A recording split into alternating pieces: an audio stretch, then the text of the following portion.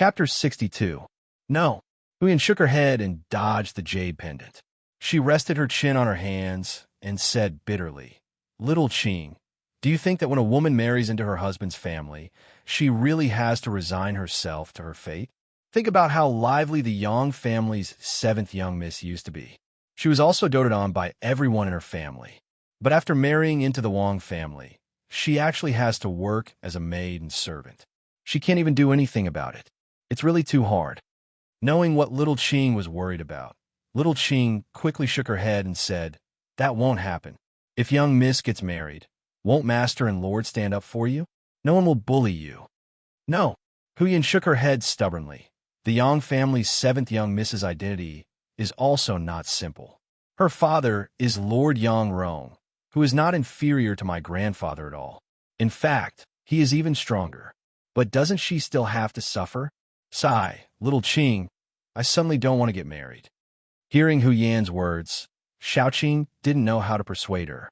She sat down with her hands on her cheeks and looked out the window. Women are destined to marry, and they have to give birth to children for those men. This is our fate.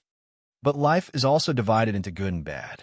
If you really marry someone like Wang Go, then wouldn't your life be ruined? Wouldn't it be better not to marry and be a young lady for the rest of your life? Huyen shook her head. This matter had a great impact on her heart. It actually gave birth to a kind of premarital phobia that modern people had. Seeing that Huyen was really disheartened, little Qing was afraid. If that was really the case, then Master and Lord would definitely punish her. What should she do then? Thinking of this, she was also a little terrified. But then, a person's name jumped into her mind.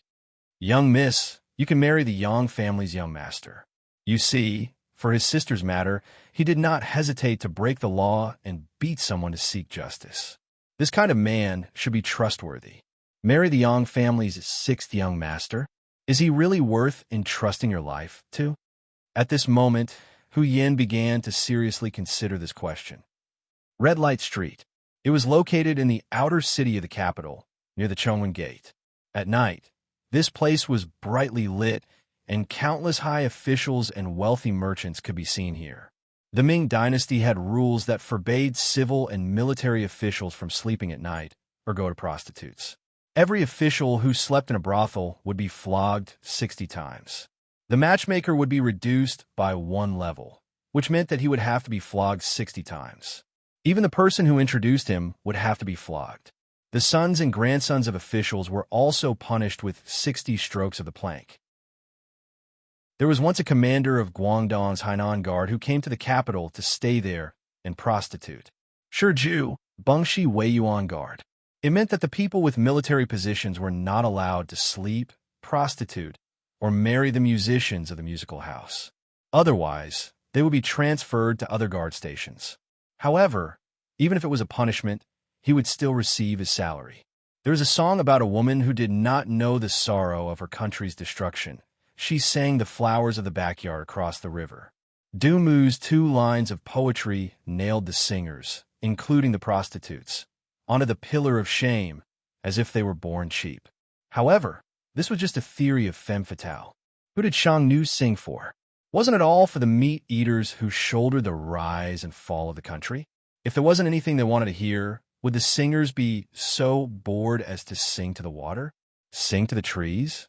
Sing to the wind? To put it bluntly, these poor women were just scapegoats for the incapable and unprincipled men. In this regard, Yang Qindong's view was indeed different from other people's. In his view, existence was reasonable. Just like prostitutes, they had never stopped since ancient times. Just like when the Republic was first established, they disappeared under a serious blow. But didn't they reappear as soon as the economy developed? This was originally a demand. Since there was a demand, there should be a response. As long as it was used well, it could also reduce some crimes.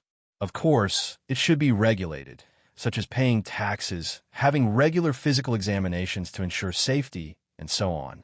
Of course, with Yang Qindong's current status, it was impossible for him to bring up these things. That would be looking for trouble. The red light district was different from the ordinary willow alleys. The legal control here was much weaker. Most of the people here had skills, and most of them sold their skills instead of their bodies. Unless they really liked each other, it was another matter. Because of this, there was no need to be so afraid of officials appearing here. Tonight, Yang Qindong came here with the mentality of looking around and, at the same time, looking for talents. As the saying goes, every profession has its own master. What did this master refer to? Of course, it was talent. Just like those female celebrities in the future, there were good ones and clean ones, but what kind of state most of them were in, only they themselves knew. In fact, deep down, they didn't want to become that kind of person, but in the big picture, what could they do? If they weren't taken, there was no show to take. In this way, everyone else was popular like this, and the successors didn't matter. But it was undeniable that no matter how they became popular, they had a certain level of ability and could be considered talents.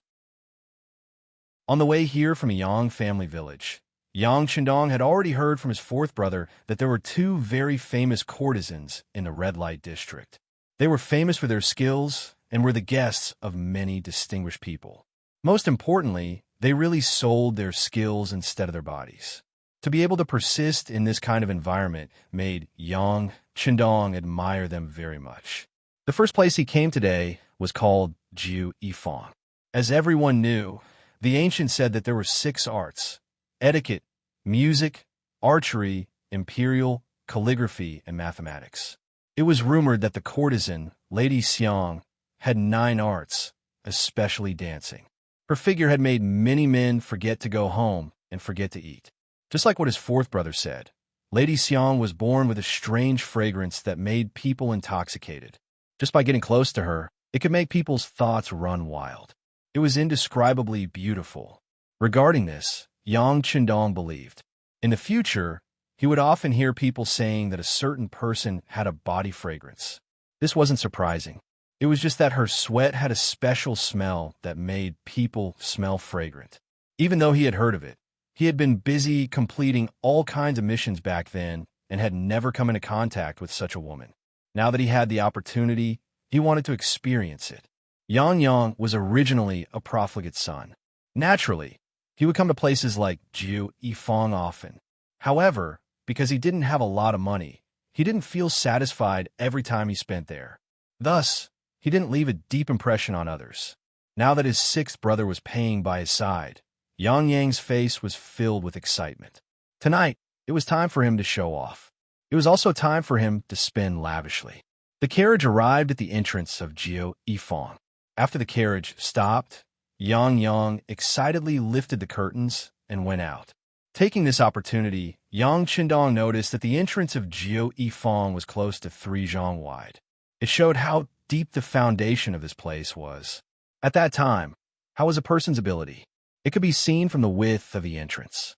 This was the first impression that Yang Qindong had. After alighting from the carriage, Tiger's Mane and Beta Persei were left behind. Yang San and Yang Si, who were driving the carriage, stayed behind to observe who was coming and going. With the help of his brothers, Yang Qindong, who was also wearing green clothes, walked into the main Jiu Yifang with a folding fan in his hand. As soon as they entered the gate, a manservant came to greet them and lead the way. After walking for another 20 steps, they arrived in front of a large courtyard that was 2 stories high. They hadn't even entered the courtyard yet. Before they even entered, they could already hear the chatter of orioles. Oh, isn't this Master Yang Si? A well-dressed woman in her 30s was welcoming guests at the door. When she saw Yang, she recognized his identity at a glance. She immediately pretended to be surprised and shouted. Then, a fragrance wafted into Yang's nose, and she rushed over just like that. Huh! When Yang saw this scene, he first looked up to the sky and laughed. Then, he naturally allowed the woman to rush in front of him and hold his arm. Casually, he put 5 taels of silver into the woman's wrist. Then, he asked naturally, "Is Lady Xiang here?" Yang had never been so generous in the past when he gave out 5 taels of silver. As a result, the woman in charge of welcoming the guests had a happy expression on her face. She said in a coquettish voice, "Fourth Master Yang's luck is good. Tonight, Lady Xiang will play a song. I'm afraid it will start soon." "Is that so? That's good. Just let someone lead the way." Yang Yang smiled and nodded. Then, he touched the woman's chin and laughed loudly as he entered the courtyard. At this time, another maid came forward with a lantern and led Yang Si and the others into the courtyard. As Yang Chendong walked, he said to Yang Chendong, who was following beside him, "That was a receptionist just now. She is a female artist who is no longer popular. In fact, when they were young, they had some fame.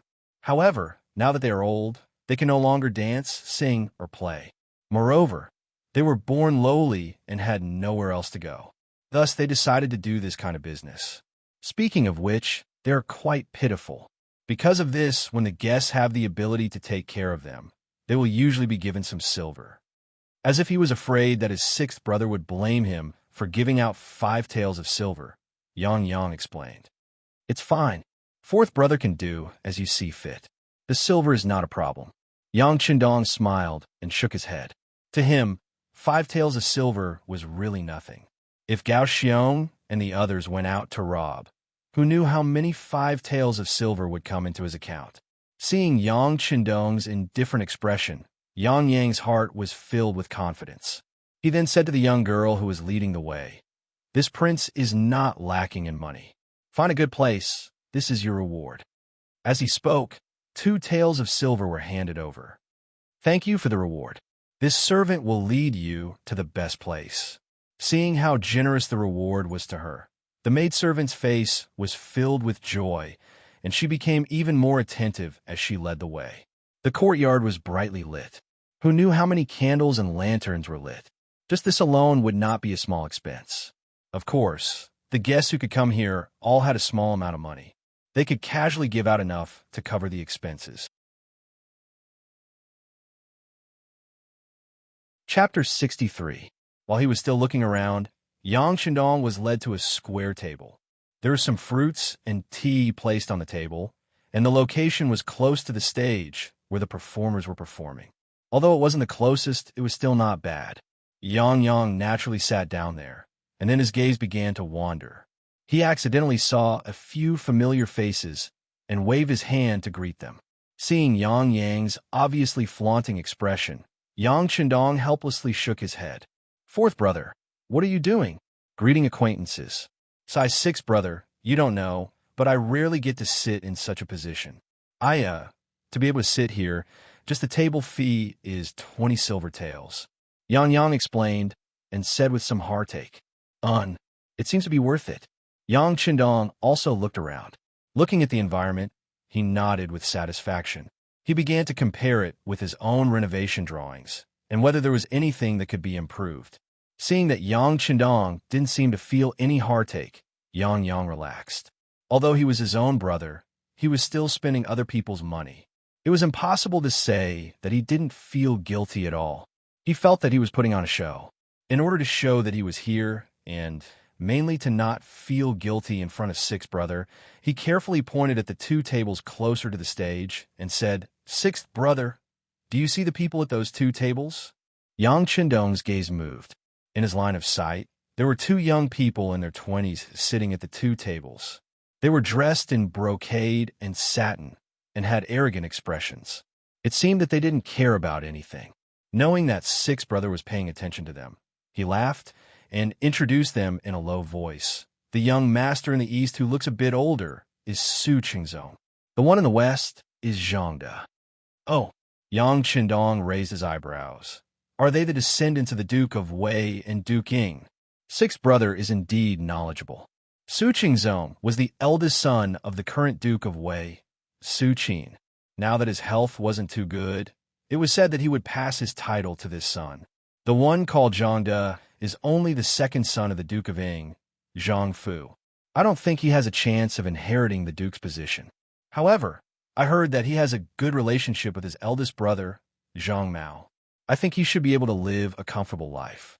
In order to please his sixth brother, or in order to have more money to spend, Yang Yang poured out as much as he knew. Yang Chendong nodded as he listened. He knew both of them, and the Security Bureau had done a detailed investigation before. Duke of Wei Su Qin, grandson of the Prince of Zhongshan Suda. At that time, Suda was known as the #1 contributor to the founding of the Great Ming Dynasty. Naturally, his descendants enjoyed an extremely honorable status and glory. However, the later generations were still the later generations, and there weren't any truly capable people. In addition, the previous generations of emperors were worried that their achievements would shock the emperor, so they had always suppressed the use of them, making it even harder for them to achieve anything. At present, Su Qing's health wasn't good, and he was bettered in every day. As his eldest son, Su Qingzong, became more and more popular, and his status naturally rose along with it. As for the other person, Zhang De, he was the second son of the Duke of Ying, Zhang Fu. As mentioned before, Zhang Fu had performed many meritorious deeds and could be considered a famous general. However, with the eunuchs in power, he was severely suppressed. This matter was mentioned in the previous chapter. Regardless, with the protection of the Duke of Ying, he wasn't someone that just anyone could offend. For a mere 9 arts workshop to be able to attract the support of 2 dukes' descendants, it could be seen that this Lady Xiang had some ability. Yang Qindong couldn't help but look forward to it even more. Yang Qindong sat on the chair calmly and took a sip of tea from time to time. Yang Qindong was enjoying himself here. This was his first time in the capital, so he didn't know many people. This saved him the trouble of greeting and feigning civility. Time slowly passed, and the hall grew more and more lively. More and more people were led to the tables by the maids, and slowly, the temperature in the hall began to rise. The odor of sweat began to fill the air, causing Yang Qindong to wrinkle his nose and shake his head. The ventilation here wasn't very good, so the odor couldn't quickly disperse. Just this point alone made it seem rather inferior. This wasn't like the immortal abode he was opening. Not only did it have transparent windows, it also had a layer screen outside. In this way, it could ensure that the air was not only ventilated, but also that mosquitoes couldn't get in. This was a truly refreshing place. While they were waiting, or perhaps they were suffering, the number of seats in the hall had reached more than 70%. With a series of light footsteps, 2 young girls who could be considered decent walked onto the stage, each holding a pipa. Yang had been observing Yang Qindong this entire time, ready to give an explanation at a moment's notice. Seeing the 2 girls walk up, he leaned over and said, "Fourth brother, these 2 are here to warm up the scene. They aren't the main characters." Yang Qindong nodded. In his previous life, this was also how the theaters operated. The warm-up would appear first, and the main characters would only appear for the finale. With the appearance of the 2 warm-up girls, the hall became much quieter. The 2 girls bowed, and then the 2 girls holding the pipas slowly opened their cherry mouths and began to sing. Red dragonflies fly on the branches of the green poplar. When the spiders see him, they spread their webs, gazing at him with infatuation. Spiders, don't look at me. I advise you not to think too much about this trap. Even if you exhaust your mind, it's just that your webs won't catch up. The style of the song was very slow, and it often took half a day to sing a single line. It was very similar to the Kuan opera of his previous life. This was also a famous song with dragonflies at that time. Some people even nodded and shook their heads in appreciation, as if they were reciting the 4 books and 5 classics. But regardless of what others thought, Yang Qindong looked as if he was about to fall asleep. He was obviously used to the pop music of his previous life, and he really couldn't appreciate the song in front of him. The song lasted for nearly an hour. Under someone's praise, Yang Qindong, who was about to fall asleep, was awakened. When he raised his head, the 2 girls had already bowed and left. In their place was a beautiful woman in her 30s. From Yang Qindong's position, he could see a trace of melancholy in the corner of the woman's eyes. He guessed that it must be a kind of accumulation of life. It was impossible to say that she didn't have any grievances after spending so many years in the entertainment industry. On the contrary, all kinds of people had to be welcomed with a smile, and all kinds of people could make you unhappy. But since she was doing business, she could only welcome them with a smile. After a long time, this melancholy naturally merged with her soul. Fourth brother, this person is the head procuress here. Chuaner. She was very beautiful when she was young, and even now, there are many people pursuing her. But all this time, She has been clean and has never had an affair with any man. Later on, she was chosen by the owner to manage this 9 arts hall. Speaking of which, she's not an easy woman. Yang, who was at the side, had a chance to show off, so how could he be polite? He envied his elder sister and younger sister in his heart. They could actually get a monthly salary of 1,000 taels from his sixth brother, but as his brother, he didn't get anything. This made him feel that it was unfair, and at the same time, he also had an idea. That was to curry favor with his sixth brother and get more money. At the very least, he had to get close to his elder sister and younger sister and get the money first. As for whether his fourth brother would be looked down upon by others if he tried to curry favor with his sixth brother, he didn't care. The world was big, but money was the biggest, wasn't it? Also, Chuena has already come on stage, which means that Lady Xiang is about to come on stage. She came on stage to ask for a reward. This is also called asking for a reward. In a while, whoever gives more money may be favored by Lady Xiang. If the opportunity is good, it is also very possible to become a guest. Yang was still there chattering. At this time, there were already people throwing silver taels and copper coins on the stage. One thing to note here was that the Great Ming Dynasty didn't have banknotes, and even silver was very rare. The currency used by the Ming Dynasty was the precious banknote at the beginning of the Ming Dynasty.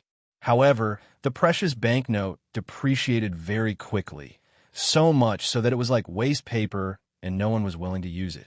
Private transactions mainly used copper coins and silver, but before the inflow of silver from overseas in the late Ming Dynasty, the Ming Dynasty's silver stock was limited, and the imperial court prohibited the mining of silver, so the silver circulating in the market was not abundant. The time when the first banknote company appeared in China was about the first year of Daoguang in the Qing Dynasty, after 1820. This first banknote company was called Risheng Chong, and it was from that time that banknotes appeared. Without banknotes, it also made it very inconvenient for people to trade when they went out. They often needed to bring a lot of silver or copper coins to trade. Just like now, people wanted to give a reward to attract the attention of Lady Xiang. For a time, silver taels filled the sky and flew onto the stage. Of course, only some small individual investors threw money on the stage. They gave too little, so they wanted to fish in troubled waters. They just wanted to prove that they were also generous people. Because they were embarrassed and had no money, they had this kind of method. For real rich people, there would be a pimp coming to the table with a plate to ask for money. Once he received the money, he would sing loudly to praise the noble status of the person who gave the money. Naturally, this kind of practice could also lead to a kind of competition mechanism, allowing more men to spend a lot of money here, so that they could have a better harvest. The pimp began to move, walking to the front of the table, and the silver taels on the copper plate began to gradually increase. Yang Hodong was watching this scene with interest. This was completely different from what he had imagined, so naturally, he was a little curious. While watching and imagining what kind of mechanism would be used when his restaurant opened, suddenly, he was awakened by a singing voice. "Thank you, young Master Wang, for the 50 taels of silver."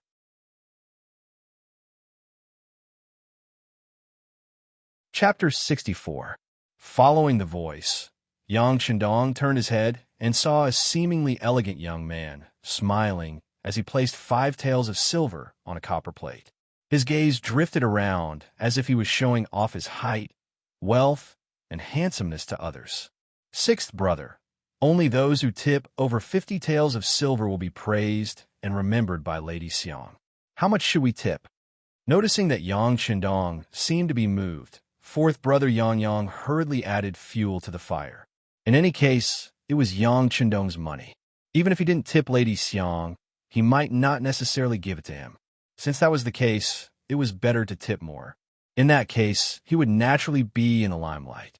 Oh, is there such a saying? Yang Chendong smiled when he heard this.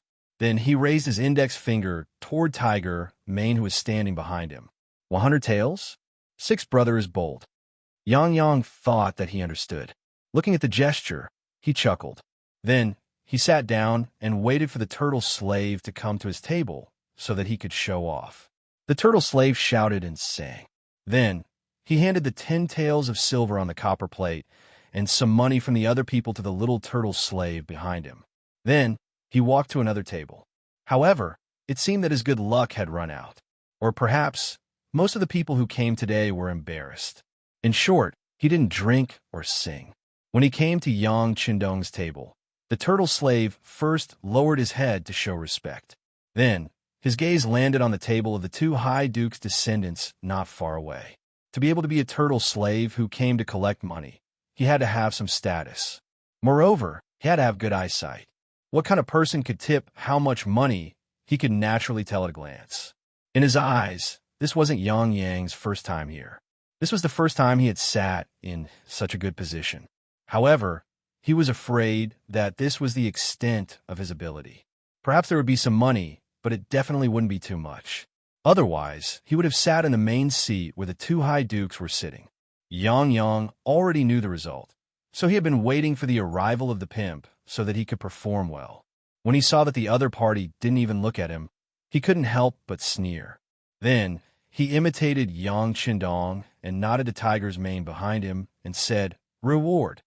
Tiger's mane wouldn't listen to Yang, even if it was his fourth young master. However, with Yang Qindong's previous order, when he heard the word reward, he obediently untied the bundle on his body, took out some silver, and placed it on the copper plate. Compared to young Master Wang's reward just now, the silver coins this time were all 20 taels per ingot.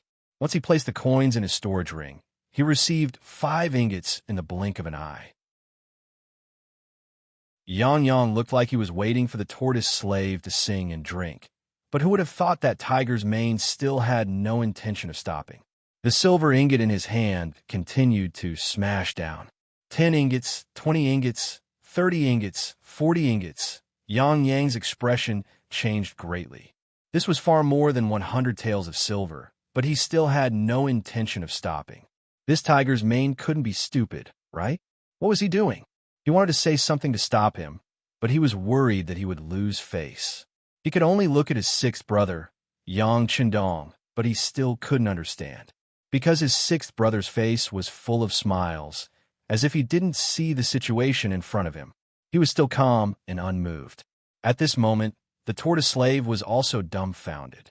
He originally thought that the Yang family's fourth young master would at most tip 3 to 5 taels of silver. But who would have thought that the fourth young master would throw 20 taels of silver into the copper plate without even blinking an eye? The clanking sound of the silver ingot being thrown into the copper plate was incessant, to the point where he had to use both hands to support it, but he still couldn't support it. Fortunately, the little tortoise slave behind him had good eyesight and had already come to help. The two of them were barely able to support it with 4 hands. In the past, when someone tipped, the tortoise slave only felt happy and excited. According to the rules, he could also get a certain commission. In other words, the more he was tipped, the more he would get. Only today, he felt the pressure. It was also the first time that he had the idea of quickly stopping the tipping, because his hands really couldn't support it. Yang and the tortoise slave's expression had already changed. Not only that, but the faces of everyone in the hall who saw this scene changed. Even Cui Na, who was standing on the stage, had her face turned red. It was unknown whether it was fear, excitement, or excitement. This scene also shocked the others. After the two High Dukes saw this, their expressions also changed. When they saw a large amount of silver appearing on the copper plate, they seriously looked at Yang Qindong and Yang Qindong, who was sitting beside him with an indifferent expression. What kind of person was Yang? They often met him here, so they naturally knew. He was just the 4th young master of the Yang family. It was impossible for him to have such financial resources. Of course, it wasn't that they looked down on Yang, because even if he had so much money, he wouldn't take it all out. He still had to live. Not to mention, even if he took out so much silver, he might not be able to get Lady Xiang's favor. One had to know that with this amount of silver in hand, who knew how many concubines he could marry? There were other people who were also shocked when they saw this scene. There was envy, jealousy, and hatred in their eyes. Just like young Master Wang, who had just tipped 50 taels, his face was originally full of arrogance, but now even his head was lowered. He only tipped 50 taels and was already so complacent. Compared to the Yang family's tipping, wasn't he too ignorant and stupid? Regardless of what other people thought, Tiger's Mane followed Yang Shindong's orders and took out silver ingots one by one. Finally, after taking out a total of 1,000 taels, he stopped and then closed the huge bag on his body. 1,000 taels of silver was equivalent to 100 caddies, but the bag didn't seem to have decreased by much. People couldn't help but wonder how much silver was left in the bag. At the same time, they couldn't help but admire Tiger's main strength. He didn't even bend over while carrying such a heavy bag. Looking at the two slaves who were already bent over by the weight of the 100 caddies of silver ingots, two more slaves came from afar to help. Only then did the leader find the time to sing. Yangtze has a reward, 1,000 taels of silver. As soon as the singing came out, the whole audience suddenly became quiet, but then it became noisy. Some of the friends who had greeted Yang before stood up from afar and cupped their fists to look at him. At this time, they were all proud to have made such a friend. Yang, who had stolen the limelight, naturally also stood up and cupped his fists to salute everyone. His big mouth almost reached the back of his ears, and there was no need to mention how happy he was. This was definitely the day he was proudest of in his life. At this moment, he felt as if he had reached the peak of his life, and his status seemed to have been raised by a lot. But what he didn't know was that those who were smart didn't even look at him, but at Yang Qindong, who was sitting at the side. There were even smarter people who had already guessed the identity of this person. The tortoise lowered its head so low that it almost reached its waist. Then it bent its head and bowed. It wasn't that there were no people who had tipped 1,000 taels of silver in the past, but they could be counted with one hand. Moreover, the last time was a long time ago. At least, this was the first time he had been tipped as a slave. One could imagine how excited he was. When he thought of the commission he could get, he was so happy that he couldn't close his mouth. Turtle's Mane finally left and went to another table. But with Yang, an unpolished jade, in front of everyone, it was naturally difficult for other people's rewards to enter the eyes of others. Even if Su Qingzong and Zhang De each tipped 100 taels of silver, why did they feel that the slaves were so weak when they were singing? After the tipping session, the head of the house, the brothel keeper Cui Na, bowed again and then slowly retreated. She was replaced by a young girl wearing a red muslin dress, who walked on the stage with 4 maids with the same appearance. It was Miss Xiang. She didn't do anything, but as soon as she appeared, she immediately attracted the loud cheers of everyone in the hall. Yang Qindong looked up. She was wearing a rose-scented tight robe with sleeves and an emerald green skirt with scattered flowers. Her waist was tied into a big bow with golden silk soft smoke gauze. Her hair was hanging low and was inserted with a jasper phoenix hairpin. Her slender figure was seductive and charming. The first impression she gave to the 6th young master was that she was gorgeous. This kind of person was described by the phrase gorgeous and indescribable. She was very similar to the young Hong Kong actress Guan Zhilin, who gave people a sense of seduction, eroticism, and temperament. When Yang Qindong looked at her, Miss Yang also looked at him. At that moment, their eyes met. At this moment, the 6th young master felt that his heart seemed to beat a few more times. 6th brother, she's looking at me. She's looking at me. This beautiful feeling was quickly disrupted by 4th brother Yang Qindong. He looked like a pig, and his saliva was about to flow out. He kept pulling Yang Qindong's sleeve and kept repeating it. Yang Qindong's thoughts instantly returned to normal. Then, the corners of his mouth curled into a faint smile. He already knew that Miss Yang was powerful. She could easily seduce people's souls. Often, with just a look, she could make a man lose control of himself. As soon as Miss Yang appeared, the scene suddenly became a little crazy. Everyone's eyes were like a rain of arrows, flying directly toward the stage. Miss Yang seemed to be used to this. She still did her own thing. First, she bowed apologetically. Then, a wooden table and a guqin appeared in front of her. Her jade-white hands gently moved forward and landed on the strings of the guqin. Then, a soul-stirring sound of the guqin was heard. In an instant, the whole place quieted down. This was the strength of the courtesan queen. She could suppress the stage in an instant and play a role in suppressing the audience. Following which, her jade-like hands continued to stroke the guqin. Beautiful melodies echoed out and entered people's ears, causing them to feel relaxed and happy. Chapter 65. As her jade-like hands gently plucked the strings, her slender fingers quickly played on the strings. The sound of the zither was sharp and high-spirited, but not abrupt. It was like countless fierce horses galloping fiercely. Yang Chendong was also moved by this beautiful music. At this moment, the sound of the zither in his ears was both high and low. It was deep, gentle, and passionate. Just as the sixth young master was immersed in it, the sound of the zither suddenly changed and turned into a charming tenderness. Lady Xiang finally opened her mouth and slowly said, "Make an appointment with your lover. Agree to finish the renovation of the peony platform and peony field when the flower blooms. Wait for the flower to germinate and deliver it. It's almost the Qingming festival, and the head of the flower is not growing. Thinking of last year's flower is about to bloom. Why is it so late this year?" This was a very famous song in the Ming Dynasty, Blooming Flowers. It talked about the love between a man and a woman, and it was even very explicit. As the spectators who were extremely familiar with these songs, they naturally heard everything and nodded their heads incessantly. However, in Yang Chendong's ears, it really made him feel uncomfortable. In addition to the different appreciation of the world, Yang Chendong still thought that such a song was misleading the children by letting a beauty like Lady Xiang sing it. It was like a great singer who sang bel canto. If you made him sing a children's song, how could it give people a good feeling? Yang Chendong naturally shook his head in displeasure. Even Yang Yang, who was beside him, did not notice this scene. Perhaps he was immersed in the beautiful voice of his wife, but there was one person who saw it clearly. It was young Master Wang, who was not far from the table.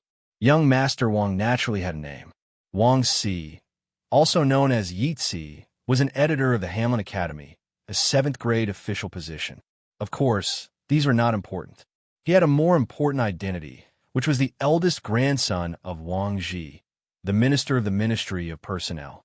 His grandfather was the heavenly official of the Ministry of Personnel, so one could imagine how bright Wang Si's future would be. Just now, he had been humiliated by Yang Yang. Although he was not a vengeful person, it would be great if he had a chance to get back at Yang Yang. When he was listening to the music just now, he inadvertently glanced at Yang Yang's table. After all, the limelight was taken away by this table. Coincidentally, he saw Yang Chendong shaking his head. He was very sure that the shaking of the head was not the same as the shaking of the head. It wasn't the kind of reaction where they would shake their heads in admiration. Instead, it was a reaction where they didn't understand, didn't agree, and didn't like it. This time, he thought he had found an opportunity. Ignoring Lady Xiang, who was still singing, he suddenly stood up from his seat, pointed to Yang Yang's table, and asked loudly, "Brother, why are you shaking your head? Do you dislike Lady Xiang's singing?" Originally, everyone was immersed in the beautiful music. Suddenly being interrupted, and such a loud voice at that, everyone woke up from their state of enjoyment. However, when they saw that the person who flew into a rage was Wang Si, many people immediately stopped thinking about scolding him. Lady Xiang was immersed in singing and was suddenly interrupted, so she was displeased. However, when she saw that it was Wang Si, she knew that she couldn't afford to offend him. However, since she was on the stage, she naturally had to stand up and give her greetings. Then, with a voice as pleasant as an oriole's, she said, "Young Master Wang, I'm really sorry. Lady Xiang, this has nothing to do with you. I'm talking about the person who was dissatisfied with the music. Hey, I'm talking about you. Since you have the guts to shake your head, why don't you have the courage to stand up?" Wang Si interrupted Lady Xiang. If it were any other time, he would probably be very happy that this woman took the initiative to talk to him. However, he was angry now, and he was complaining about the injustice for the goddess in his heart. Naturally, he wouldn't answer more questions. The spearhead, was pointed at Yang Chendong. From the moment Wang Si shouted, Yang Chendong knew that he was referring to someone, and the person he was referring to was him. Originally, he shook his head because he wasn't used to the music of this era. In addition, he felt that with Lady Xiang's condition, singing such a song was really uncultured and beneath his status. However, he didn't expect that he would be discovered and pointed out on the spot. His fourth brother, Yang, had already mentioned Wang Si's identity. He was the eldest grandson of the Minister of Personnel, Wang Ji. With such an identity, it was natural for him to be full of confidence and arrogance. Of course, this was only in the eyes of others. In Yang Chendong's eyes, it was nothing more than a fleeting cloud. Not to mention Wang Si, even if his biological grandfather, Wang Ji, was here, Yang Chendong would do what he should do. He would never let himself be wronged because of the other party's identity and let others criticize him. Therefore, after glancing at Wang Si, he chuckled and said, "What's wrong? Could it be that there's a rule that the listener can only praise the song and can't have other opinions?" Wang Si was speechless. How could there be a rule that required the listener to listen to the song? This was a pastime, and one could just follow one's mood. However, although there was no rule, the person performing on the stage was Lady Xiang. She was the person that Wang Si had been thinking about day and night. If it wasn't for her background, he would have begged his grandfather to take her as a concubine. However, the top courtesan was also a lowly person. Based on this rule, she could never enter the Wang family. As the saying goes, the best is what you can't get. It was precisely because he couldn't get her that Wang Si felt the benefits of Lady Xiang. If he had extra money, he would definitely come to support her. Yang Chendong really looked down on the goddess in his heart. Based on this, he couldn't take it lying down. Yes, there isn't any law that stipulates this, but everyone who comes here is here for Lady Xiang. Are you going to say that they aren't? If you're not, why are you here? Please leave now. As he spoke, Wang Si pointed in the direction of the door with an indignant expression. Wang Si lived up to his name. He was indeed very smart. Knowing that he couldn't use the law, he used Lady Xiang's name. For a moment, it aroused the anger of the crowd. Most people stood up and pointed angrily at Yang Chendong in order to curry favor with Lady Xiang. They said, "If you don't want to watch, get out now." Not far away, the descendants of the two Grand Dukes didn't join in the condemnation.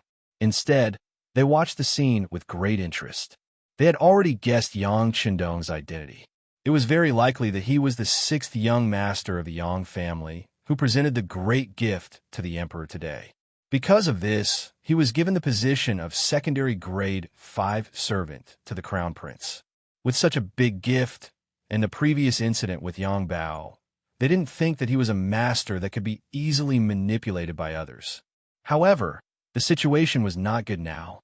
They wanted to see how the sixth young master of the Yang family would break the situation. So many people suddenly pointed their spears at Yang Chendong. Tiger's Mane and Beta Persei instinctively wanted to flash in front of the young master to protect him. However, the sixth young master waved his hand as if he didn't care. He noticed that Wang Si only asked him to get out in anger and didn't even add the word scram. From this, it could be seen that this person was reasonable. At least, he wasn't the kind of idiot who would bring trouble to himself. To put it bluntly, it was nothing more than the fact that he had previously overshadowed Lady Xiang with his gift. In addition, he had shown a trace of disrespect to Lady Xiang, which led to the incident. This was just the thought of a young and frivolous person. If it were any other time, Yang Chendong would have just laughed and left the place after that. If he did this, perhaps others would say that he was weak.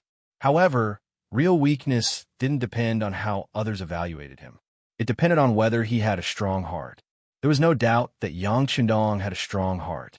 However, he still wouldn't leave, not for any other reason, but because it didn't fit in with his plan. From the moment he entered the Nine Arts Workshop, Yang Chendong had been implementing his plan to recruit talents. This included the 1,000 taels of silver as a reward. It seemed like he was spending a lot of money, but in fact, he was just using this opportunity to leave a deep impression in Lady Xiang's heart. Then, he could use this opportunity to chat with her. He believed that with his understanding of music, it wouldn't be difficult to persuade her to join his force. Because he came with the intention of recruiting her, and Lady Xiang was a talent who met his standards, he couldn't just leave so casually. Losing face was a small matter, but ruining his plan was a big matter. Are you young Master Wang? Yang Qindong decided to fight back. At the same time, this was a good opportunity for him to perform. As long as there was an opportunity, he would grasp it tightly. Yes. Wang Si saw that Yang Qindong wasn't displeased by his words at all. On the contrary, he treated him with respect, so the anger in his heart lessened. I'm Yang Qindong. Greetings. The sixth young master chuckled and cupped his fists. After announcing his name, Yang Qindong waited to see the changes in everyone's expressions. Reality didn't disappoint him. As expected, many people's expressions changed drastically. Regardless of whether it was Yang Bao or today's auspicious item, potato, they were enough to make him famous. He was a nobody. As the saying went, a person's name was like a tree's shadow. After his name was announced, many people's attitudes changed. After knowing that he was the founder of Yang Bao, the author of the books Condor Shooting and Xiao Li's Flying Dagger, and that he was a fifth-rank official, many people who thought they weren't strong enough quickly shut their mouths. This was the reality.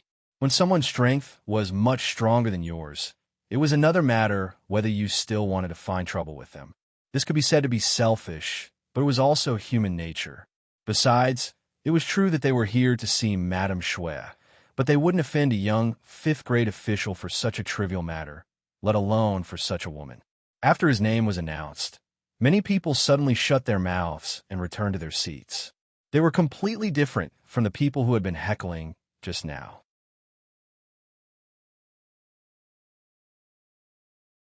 Chapter 66. Wang Si frowned slightly when the situation changed. Then, he quickly adjusted his mentality and sneered. What's wrong? Yang Jima, are you trying to oppress me with your power? No, I just want to announce my name so that everyone can criticize me better. Yang Qindong smiled and waved his hand. Then, he changed the topic and asked. Young Master shook his head because he felt that such a song was not suitable for Miss Yang to sing. The song was too bitter, so he shook his head. I didn't expect young Master Wang to see it. It's embarrassing. Wang Si took the initiative to say that he shook his head. It showed that he did not look down on Miss Yang, but it was because the song was not suitable. In this way, it immediately attracted Miss Xiang's gratitude on the stage. Madame Xiang was unhappy that Madame Xiang had pointed the spearhead at her. She was just a courtesan. In the end, she was just a somewhat famous actress. Everything she did was just to earn more money and live a better life. In her later years, she would have something to rely on. How could she be willing to participate in the struggle? On the surface, these people were complaining for her, but they just wanted to perform well. They wanted to leave a deeper impression on her so that they could take her body. She had seen this kind of thing many times. No matter what the result of the fight was, it seemed that it would only be bad for her and not good for her. However, this was how it was in the entertainment field. The fighting and scheming between the top courtesans and the mutual deception between the guests was unavoidable and could not be avoided. She wanted to withdraw from the stage when such a thing happened just now. However, these people came for her. If she withdrew now, she did not know what kind of trouble it would cause. Just when she was helpless, Yang Qindong took the initiative to stand up and said that it had nothing to do with him. How could Miss Yang not be grateful? With just a few words, Yang Qindong took all the blame on himself. In this way, it seemed that he was magnanimous and decent, not caring about other people's faults. Wang Si saw that Miss Yang had been taken out of the picture as soon as Miss Yang said those words. Wang Si's momentum had weakened, and Miss Yang didn't even intend to pursue the matter. If Wang Si still fought for justice for Miss Yang, wouldn't it be a little petty? He was smart at the moment. Since he could not put the blame on Miss Yang, he would put the blame on Yang Qindong. Let's see how Yang Qindong would explain it. Oh, in that case, we have wronged the sixth young master. Wang Si only said that he was the sixth young master and did not mention his official position. This was also smart of him. After all, if he had to call young Master Wang's official position, it would only weaken his momentum. But the sixth young master has always been a man of many talents. The books he wrote are even more wonderful, making people forget to eat and sleep after reading them. If he is so talented, he must have a good opinion on the path of music. Wang Xi is not talented, but I am willing to learn a thing or two. Wang Xi was unyielding, or rather, he wanted to use this opportunity to get back at young Master Wang. As long as Yang Chendong said that he did not understand the path of music, he would attack Yang Chendong for saying that he did not understand the path of music. If he were to say that he understood the way of music, then he would definitely have to perform a song on the spot. If that was the case, then wouldn't a dignified imperial scholar, a fifth-ranked official, have to sing some kind of romantic and elegant song? Wouldn't that be a laughingstock? All in all, this was a dead end where everything he said was wrong. There was no lack of smart people in the hall. After hearing Wang Xi's words, they looked at Yang Chendong with a gloating expression, waiting for him to fall into their trap and be humiliated. Fourth brother Yang Yang was naturally a smart person. One had to know that being a dandy in the capital was not something that could be done with a little status. Most of the time, one had to use their brains. Seeing that someone was pointing at his sixth brother, he stood up agitatedly, wanting to refute the accusation. However, before he could say anything, Yang Chendong grabbed his arm, and then a huge force came, forcing him to sit back in his chair. Yang Chendong was still wondering where his sixth brother got this strength from when he heard Yang Chendong's voice. It seems that this young master knows a little about the path of music. Did he just admit it? Hearing this answer, everyone in the audience suddenly became excited. In their view, the best way for Yang Chendong to deal with this matter was to leave without saying anything. It was fine if he lost some face like that, but at the very least, it wouldn't cause too much of a commotion. But since he had admitted to it, how could Wang Xi let him off? Sure enough, when he heard Yang Chendong say that he knew a little about the path of music, Wang Xi was overjoyed, and he quickly said, "Oh, then I wonder if sixth young master can sing a song so that we can see what kind of song can be considered a good song. What kind of song can make people shake their heads?" Wang Xi spoke quickly, as if he was afraid that Yang Chendong would go back on his words. After he finished speaking, he bowed to Lady Xiang on the stage and said, "I'll have to trouble Lady Xiang to let go the zither and give our sixth young master a chance to perform." This action was equivalent to putting Yang Chendong on a horse. At this moment, if the sixth young master backed out, he would only be seen as a braggart and would be looked down upon. Sixth brother, you can't. I remember that there is an urgent matter at home. Let's go back first." Seeing all this, Yang Yang finally realized that the matter had become serious. He quickly stood up and spoke in a voice that others could hear. "Ha ha!" Suddenly, there was a burst of laughter. Obviously, everyone could see that Yang Yang was looking for a way out and an excuse to leave. Yang Yang's reaction is quite fast. Su Qingzong, the son of the Duke of Wei, who had been sitting at the table and watching the show, laughed with a trace of admiration in his eyes. In his heart, he also thought that this was the only way out for Yang Chendong. Not only Su Qingzong, but almost half of the people thought so. Some of them even looked disappointed because the show was about to end, and there was no more fun to be had. Just when everyone thought that Yang Chendong would definitely leave, he suddenly asked, "It's so late. Nothing will happen at home. If there is something, it will be something in your heart." He rejected it. Everyone heard Yang Chendong's voice clearly. Then, they looked at him with eyes full of surprise, curiosity, and even more excitement. Yang Chendong finally couldn't stand the provocation and entered the trap. If that was the case, wouldn't there be a good show to watch? They thought that after tonight, they would be able to boast to their friends that they saw a fifth-rank official of the imperial court singing a love song. That would definitely be a shocking thing. Sixth brother, you. Yang Yang had already given him a way out and didn't hesitate to attract the ridicule of others. He never thought that his sixth brother would reject his kindness. For a moment, he was stunned and didn't know what to say. On the other hand, Yang Chendong patted his fourth brother's shoulder lightly to express his gratitude for his kindness. Then, he laughed and walked towards the spectator's stand. Yang Chendong's action quickly attracted the attention of everyone present. Some people were still in shock and hadn't recovered from their shock. What's going on? Is the sixth young master of the Yang clan really going up to sing a love song? If that's the case, then there's going to be a big joke. Although there was no rule saying that an official couldn't do that, such a thing was a disgrace to the educated. Presumably, after this matter, someone would impeach him in the imperial court. If something went wrong, it would create an eternal joke that he would be promoted today and dismissed tomorrow. At this time, even Su Chengzong and Zhang De, the descendants of the two marquises, couldn't help but stand up. They all felt the seriousness of the matter. If they were really impeached in the imperial court, as the people present, they would definitely be reprimanded because of this. Later, their father would probably ground them or something like that. On the stage, Lady Xiang had been standing there in shock and didn't know what to do. Of course, she knew what the imperial court's attitude towards them was. She also knew what serious consequences would there be once the sixth young master of the Yang clan, a fifth-rank official of the imperial court, sang on the stage in front of her. If the punishment was light, the Nine Arts Workshop would be confiscated and people would be assigned to the musical house, officials, prostitutes. If the punishment was heavy, they would be assigned to the frontier and banished to the army. That would be a fate worse than death. Thinking of these terrible consequences, Lady Xiang naturally stepped forward and wanted to stop Yang Chendong. However, before she did so, the sixth young master showed a confident smile. Lady Xiang, stand aside and listen to the new song I brought. What do you think? It seemed that she was infected by Yang Chendong's smile, or perhaps she was forced by his momentum. In short, at this moment, Lady Xiang took several steps back and gave the stage to Yang Chendong, who was in a cyan robe.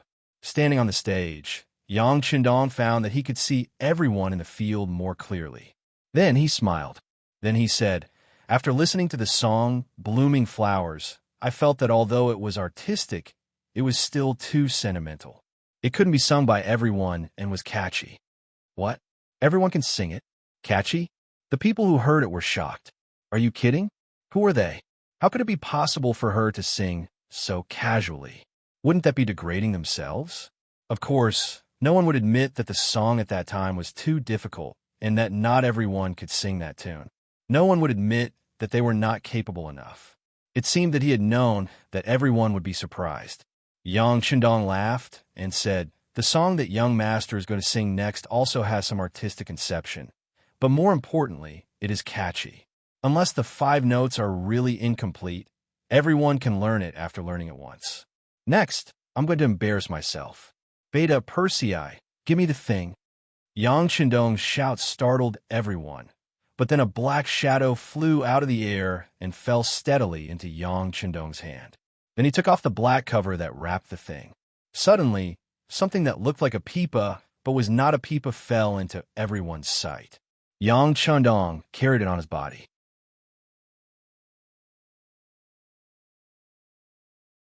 Chapter 67. It was a guitar, and it was also a modern product. It was something from Yang Chendong's dormitory, and it appeared here together with Datsong. As mentioned before, Yang Chendong would act as anyone in order to complete various tasks. He once learned vocal music to get in touch with his target. Now is the time for him to put on a good show. With the guitar in his hand, Yang Chendong's confidence overflowed. He originally brought this thing with him to discuss things with Lady Xiang. Yang Chendong knew that for talented people, especially people like Lady Xiang, money could only be the third most important thing. Love and talent were the most important things for them. Love was something that Yang Chendong couldn't give him now. He didn't even have a wife. If he married a slut first, he didn't know how others would criticize him. At that time, it was really a matter of public criticism. Since that was the case, he could only give them talent. He believed that the beauty of music was universal. Just like the people in the future, there were people who liked Beijing opera and Kunku opera. He did not believe that the songs of the future would not work in this era. The popular and catchy feeling would be unforgettable once they came into contact with it. For example, the few military songs that he taught were already proof. Even if the military songs could be accepted by the people of the current era, he also asked Xiaoyu. She said that the military songs were really good. The beautiful melody was not something that those people of the current era could sing. It was Xiaoyu's words that gave Yang Chendong confidence. That was why he dared to stand on this stage and perform. However, even though he was confident in his heart, Yang Chendong still did not want to use something too advanced to stimulate others in the beginning. For example, if he used Jay Chou's nunchaku, the speed of the singing would probably be too fast. With a hum and ha-ha, people would be confused. If they could not hear it clearly, how could they learn it? Therefore, he had to first use something that was more popular and more accepted in this era. Although it was as distant, at least they could understand the meaning of the words. Today, not only was Yang Chendong going to sing, but he was also going to teach. The people present were his first batch of listeners and students. Now that he had decided to sing, everyone in the hall held their breaths. They wanted to see what the sixth young master, who was known as multi-talented, was going to sing. Just as everyone was building up their emotions, Yang Chendong suddenly put his guitar behind his back and said with a smile, "Since everyone is giving me face, today, this young master will follow the rules and do something exciting. How about it?" Although the question was asked, there was no reply for a long time because no one knew what he was going to do. Only Tiger's Mane and Beta Persei reacted quickly and answered loudly. Okay. The two of them were used to the sixth young master being outstanding. In their eyes, as long as the sixth young master wanted to do something, there was nothing he could not do and nothing he could not do well. Singing was naturally the same. For example, weren't those military songs from the sixth young master's mouth? Now that they all knew how to sing, everyone said that it was good. Seeing that there were only two people supporting him, Yang Chendong did not care. Instead, his body first relaxed, then tensed up.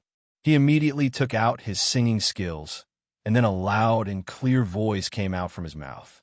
That day, Grandpa took me to see Beijing Opera. I saw a lot of big faces on the stage. Red, white, yellow, green, blue, grinning and staring. They sang and shouted at the same time. Wow, wow, wow, wow, wow, wow, wow. It was like thunder chattering in my ears. His opening speech had shocked everyone. That clear voice, without any hesitation, knocked on their hearts like a hammer, making them feel carefree for no reason. The blue-faced Dun stole the horse. The red-faced one Gong fought Changsha.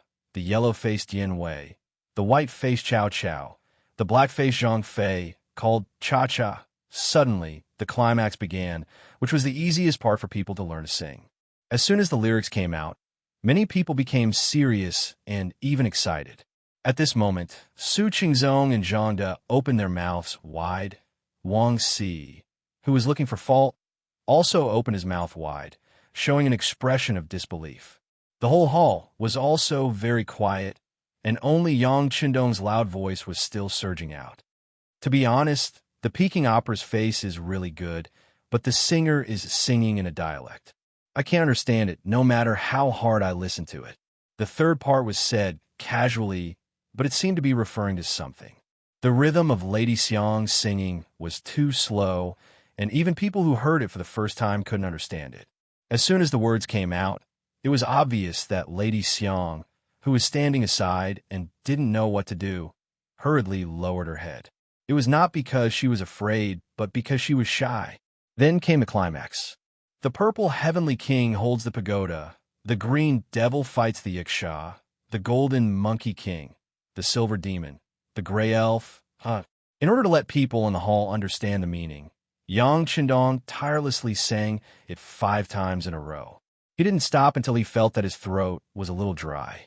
Fortunately, on the 3rd time, at the climax, there were already people singing along. After all, as Yang Chendong said, the lyrics and melody were simple, easy to understand, and easy to sing. By the 4th time, more and more people began to sing along. By the 5th time, more than half of the people could already sing along with the song. Just when everyone was used to the melody and wanted to continue singing until the end, Yang Chendong suddenly stopped. He couldn't sing Rap Mask too softly. He really felt that his mouth was dry. Fortunately, there was someone who understood him. Tiger's Mane had already prepared tea and was waiting by the side. When he saw the 6th young master stop, he quickly handed him the tea. After Yang Chendong drank it up, he turned around and walked back to the stage. At this time, too many people were still immersed in Rap Mask. It was the first time they heard such a simple and high-spirited song, and they felt that it seemed to be something prepared for their men. For something like this, what's the harm in singing it in front of others? What's the harm? Just when everyone was still immersed in this passionate rap mask, a very light voice suddenly sounded. After everyone was stunned, they looked at the stage and saw Yang Qindong gently moving the guitar while speaking softly. A long time ago, there was a firearms camp. Song Laosan and his family lived next to them. They had nothing to do and even smoked big cigarettes. Big cigarettes existed in the Sixth Dynasty's era and were used as a tribute in the Tang Dynasty. There were already many people who smoked in the country in the late Ming Dynasty. The old couple had no children, so they gave their daughter a pet name, Delian. When Delian grew to the age of 16 or 17, she was really slim and graceful. The matchmakers kicked the door down, but Song Laosan and his wife only ate, drank, and played all day long. They didn't care about their daughter's marriage. Later, they met a young farmer, Tong Xiaolu, and the two of them fell in love secretly. Once, Tong Xiaolu came to Delian's house. The two of them were secretly having a rendezvous and were discovered by their parents. This time, they got into big trouble. It was an insult to their ancestors and a disgrace to their family. Delian's father used a leather whip to beat Delian until her skin and flesh were torn open. He gave her a kitchen knife, a rope, and a pair of scissors and told her to kill herself. In the end, Delian was forced to jump into the Qingshui River at the entrance. When Tong Xiaolu heard that Delian had jumped into the river and died, he brought the joss paper to the Qingshui River. On a windy and rainy night, he came to pay respects to his sister Delian. After paying his respects, poor Tong Xiaolu also jumped into the river. This was a tragic love story where both sides died for each other. First, he narrated the story in a narrative way. Then, the sound of the guitar accelerated, accompanied by Yang Qindong's clear voice. The tip of the peach leaf is sharp, and the willow leaves fill the sky. Dear Lord Ming, listen to me carefully. This matter happened at Shijing's Blue Indigo Factory. In the Blue Indigo Factory's firearms camp, there's a Song Laosan. Speaking of this Song Laosan, the couple smoked a lot and never had a son to give birth to a daughter, Chanwan. Amidst the soft singing, the story was slowly spat out. The content was clear and the melody was easy to understand. It allowed people to quickly immerse themselves in it. The people in the audience who were originally agitated by the rap mask began to calm down. Then, they were brought into the story and could not extricate themselves. In particular, Miss Xiang, who was standing at the side, was already in tears. It was obvious that she had judged others by herself and thought of herself. In some ways, how could they not be the same? There were many things that were beyond their control, especially when it came to love. How could they have more choices? Yang Qindong's voice continued. He still wanted everyone to understand. After the first time, he only paused for a moment before singing the second time. Then, on the third time, Miss Yang had already adjusted her emotions. She held the guqin and began to cooperate with Yang Qindong. It had to be said that the top courtesan was indeed the top courtesan. In terms of understanding and acceptance of music, she was indeed much faster than Yang Qindong. At least if it were him, it would be very difficult for him to completely understand the melody after listening to it twice. Miss Yang did it. Not only that, but because the lyrics were easy to understand, she even began to sing along. At the backstage, the head courtesan, Chuina, was quickly writing down the lyrics with a brush. She had a feeling that this song, exploring the Qingshui River, would become very popular. If the Nine Arts Workshop could be the first to sing it, it would definitely be very popular. At that time, customers would come in droves, and their business would be several times better. They would even be able to get more money when they tipped people. Of course, this was based on the sixth young master's authorization. This time, he sang it 4 times. We saw that Miss Yang was almost done. Yang Qindong laughed and stopped playing the guqin. He stood up and looked at Wang Si, who still looked like he wanted to continue. Young Master Wang, what do you think of my song?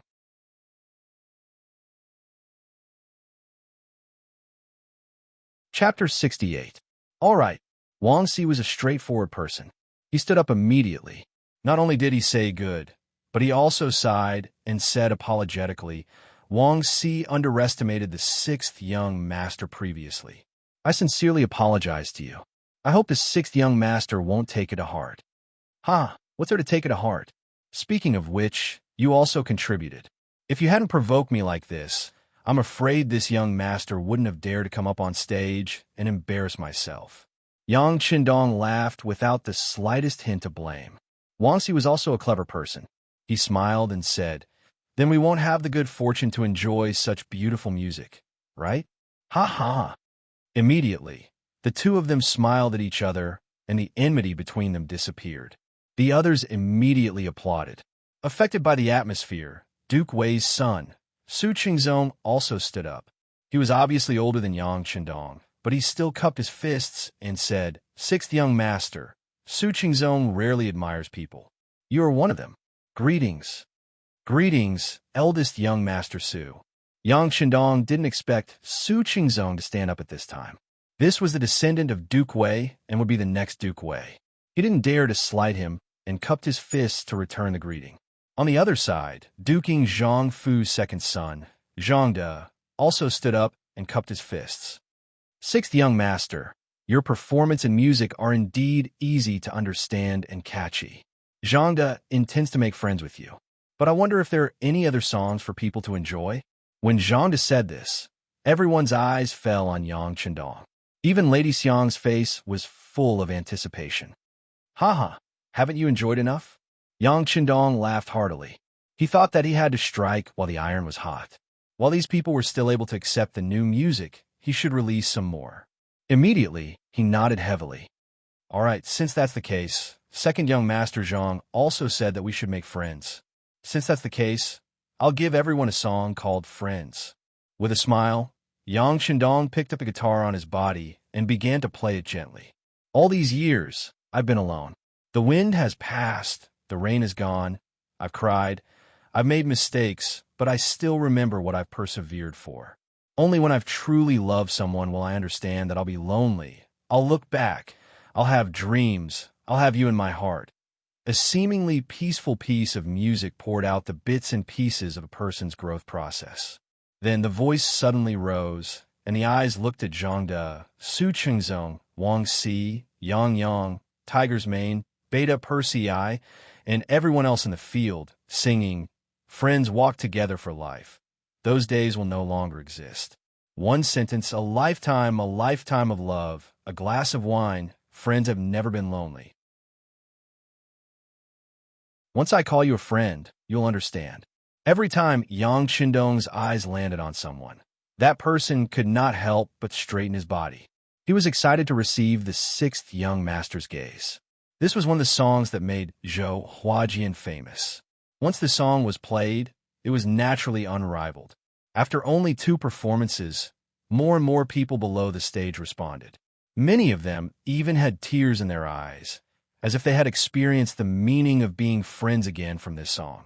As soon as the 3 new songs of Rap Mask, Exploring Qingshui River, and Friend came out, everyone looked at Chu Fifan with more admiration in their eyes. No one knew who took the lead to shout, Dong Shui. East Marshal. One more song. East Marshal. East Marshal. It was as loud as thunder. The loud voice spread out from the 9 Arts Square, causing the passers-by to stop and look at each other. They could not understand what was going on here today. After the shouting, Yang Qindong kept his guitar and walked down the stage with a big smile. He returned to his table. His 4th brother, Yang Yang, who had been sitting there all this while, was already blushing. When he saw Chun Dong sitting down, he said, 6th brother, you're really something. Once tonight's matter is spread out, your name will be known throughout the entire capital tomorrow. Yang Qindong smiled and shook his head. This was only the beginning. He had only brought out a small portion of the things that he knew, and it had already caused a commotion in the capital. If these people were to take a look at Crimson City, wouldn't their eyeballs fall out? Yang Qindong's expression was calm, but the people in the audience seemed to have been injected with chicken blood. After listening to the 3 completely different songs, they had gradually accepted this new style of music. There were even a few people who gathered together and began to memorize the lyrics of the 3 songs. One after another, they chatted happily.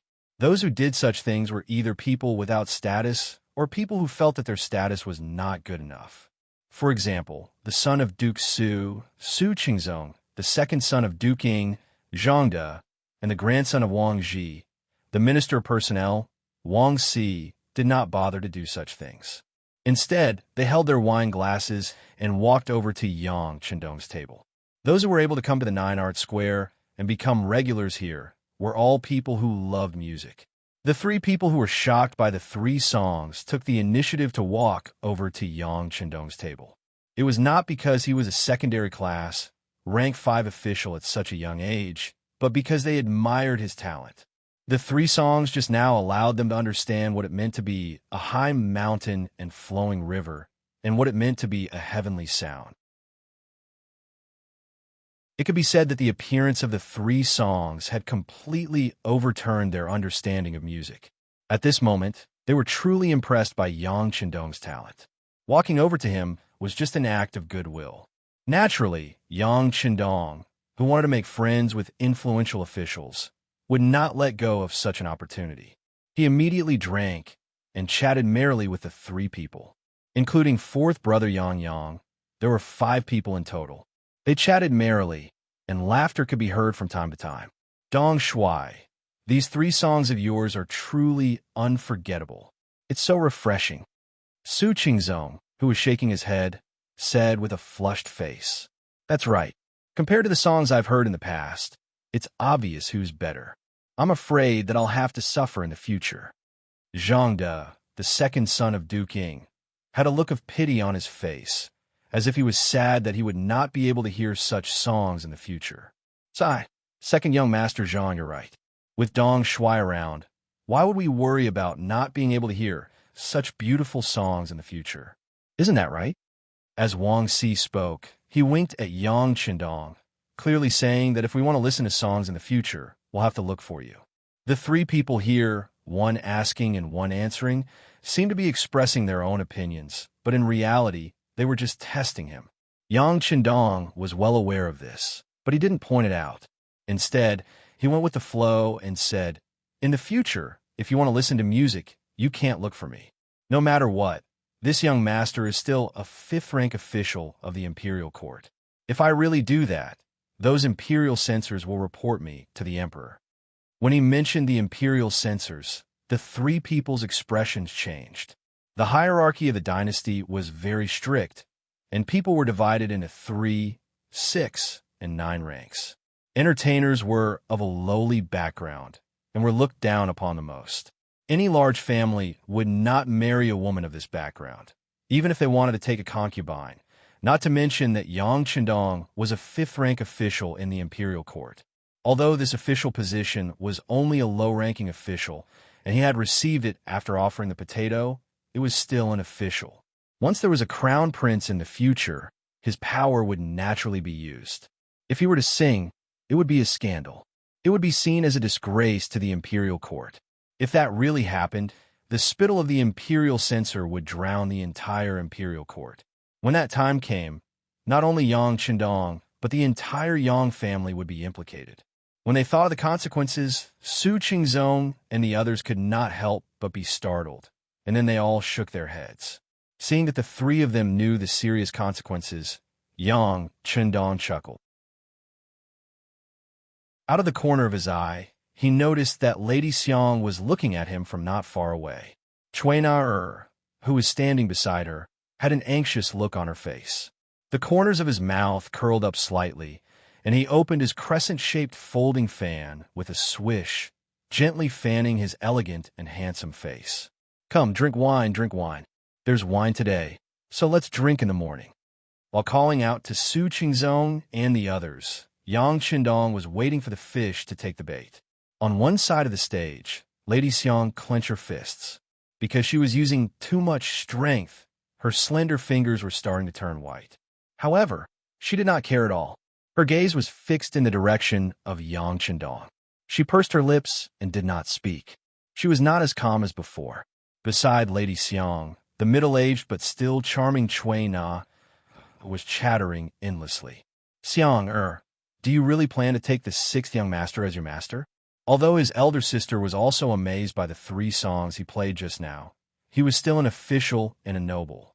We are just the lowest performers, and the difference in status is too great.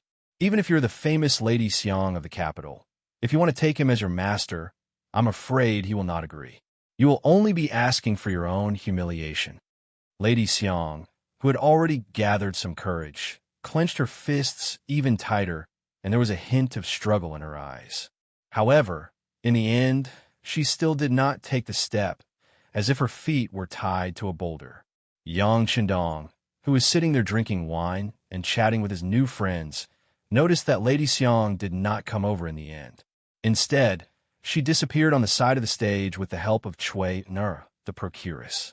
He could not help but sigh in his heart. It seems that I have overestimated Lady Xiang. She is a woman after all, and her status is still inferior. She doesn't even have the courage to ask me for advice. Originally, I planned to take her as my subordinate after I appeared today, but I have to give up for the time being. Although the plan had encountered some temporary difficulties, in Yang Qindong's view, it was not a bad thing. At least tonight, he had made a name for himself with the 3 songs. Lady Xiang might have had too many concerns, but there would eventually be bold female artists. Opportunities were always for those who were prepared. After drinking 3 more cups of wine, the sound of the watchman rang out on the street outside the GeoArts workshop. 1 hour.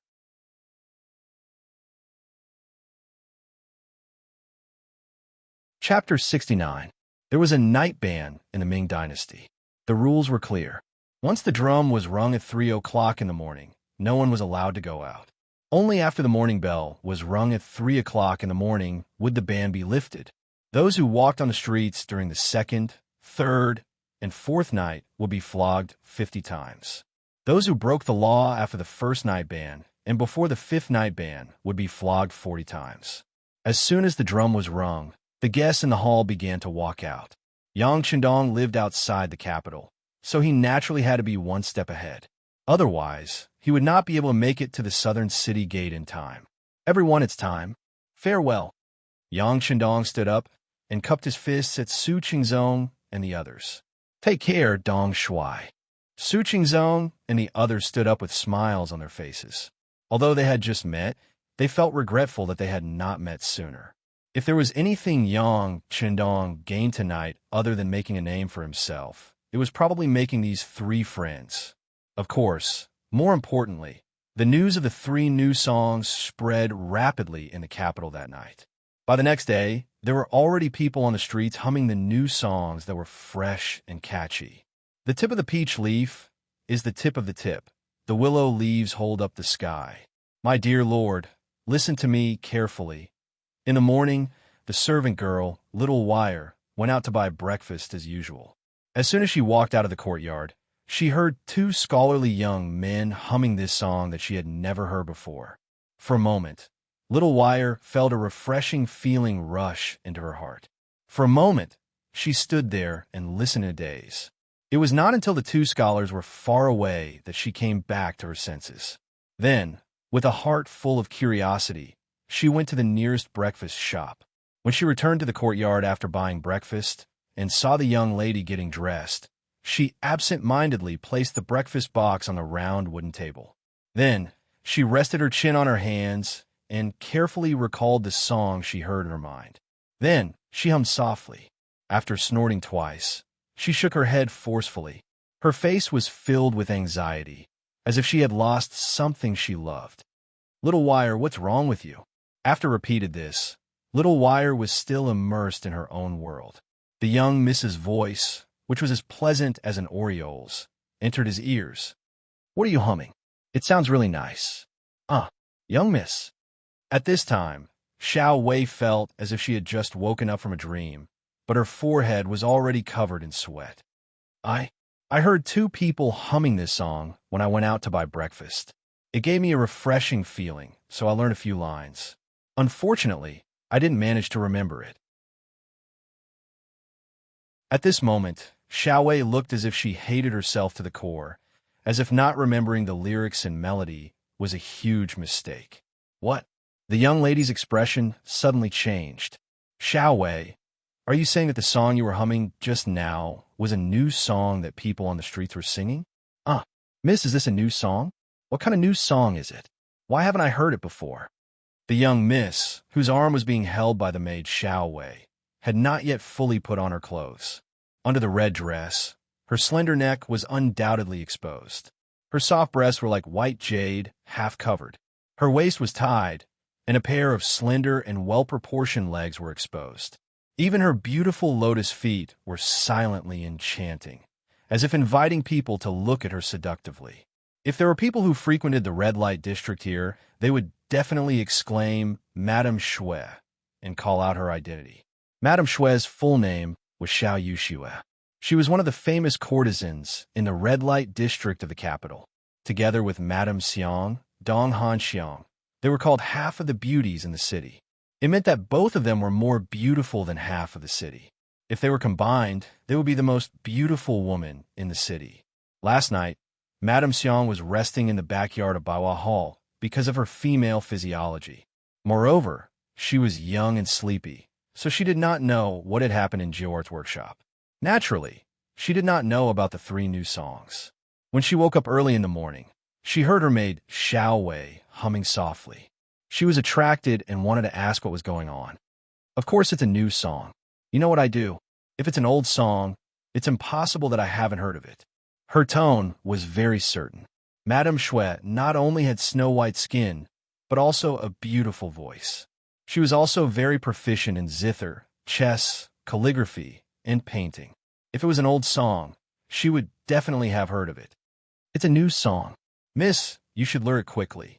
When you sing it, more people will come to our Baiwa Hall. Then, we will be able to suppress GeoArt's workshop. Xiao Wei looked excited. Of course, whether it was because she wanted to listen to this song was unknown to outsiders. Bah! Madame Shui's red lips opened slightly. She really looked like she was exhaling. Since it's a new song, of course you haven't heard of it. If you have the time, why don't you go and find out where it came from? Oh, I'll go right away. The lively Xiao Wei agreed and rushed out of the room. When she saw Madame Shui, whose clothes were still slightly untidy, she shook her head. Xiao Wei is already 16 years old, but she still does things carelessly. I don't know who will marry her in the future. When it came to marriage, Madame Shui could not help but frown slightly. She thought of her own family background and Xiao Wei's family background. People like them did not have the right to pursue happiness. Perhaps the best ending for them was to grow old in Baiwa Hall. But when she grew old, would there be a place for her here? Courtesan. It sounded like she was quite famous. But in the end, she was just eating the rice of youth. Once she grew old, her popularity would decline day by day. At that time, there would naturally be younger and more beautiful girls to replace her. After a long time, no one would remember her glory when she was young. Just like the lyrics of the later generations said, "One wrong step, and you'll regret it forever." Dancers were also human. Who could she tell the pain in her heart? For the oppression of life, she swallowed her tears. Is this fate? Destined to live the rest of my life? It was because of the experience of countless predecessors that people like Madame Shui had long been prepared for it. She just wanted to earn more money while she was young. In this way, she would be able to feed herself when she grew old. The appearance of a new song was often the best opportunity. It could turn a person from a nobody to a world-famous person. At that time, there would naturally be some rich benefactors. With many followers, it would be the most glorious time of their lives. Madame Shui had a feeling that this song was so fresh and different from what she had learned before. Once she learned it, she would definitely become popular. She must learn this song. In the Hu mansion, Hu Yin got up, ate, and read as usual. Of course, the so-called reading was not the wonderful stories in Yang's newspaper, but the books on women's discipline and women's ethics that modern women must learn. As a woman, she had to marry and spend most of her life in her husband's family.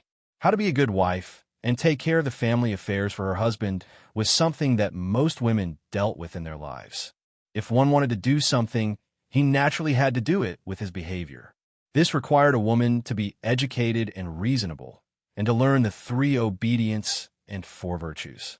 The so-called 3 obedience and 4 virtues were the foundation of a woman's life. The 3 obedience referred to obey the father before marriage, to obey the husband after marriage, and to obey the son after the husband's death. The 4 virtues referred to virtue, appearance, speech, and work. That is to say, as a woman, the most important thing was moral character, to be able to stand upright. Then it was appearance, meaning that one should be dignified, steady, and courteous, not frivolous and casual. Speech, meaning that when conversing with others, one should be able to casually add meaning, be able to understand what others are saying, and know what one should and shouldn't say. In the way of managing a family, the way of managing a family includes supporting one's husband and teaching one's children, respecting the old and loving the young, being diligent and thrifty, and other details of life. Not only that, there were also things like the 3 principles and 5 elements, etc. It was because of the etiquette and teachings in these so-called books that women's social status was not very high. If she married a man who liked her and was willing to share everything with her, it would be better. At least she still had the final say in the family. But if she met a man who did not know how to care for her, she would be like Yang Qi and Sister Yang, gradually becoming a servant. Hu Yan's grandfather, Hu Ming, was still alive. Although he was not young anymore, he was still healthy and was an important official in the imperial court. He was one of the 5 ministers entrusted to Xuanzong, and also held the position of Minister of Rights. Her father, Hu Chongning, was the governor of the Brocade Guards and held great power. He was in his 40s and was full of vigor. With such a grandfather and father, Hu Yin did not have to worry for the time being. Even if she married into her husband's family, with such a family, she would not suffer any losses. But in the end, she still had to rely on herself.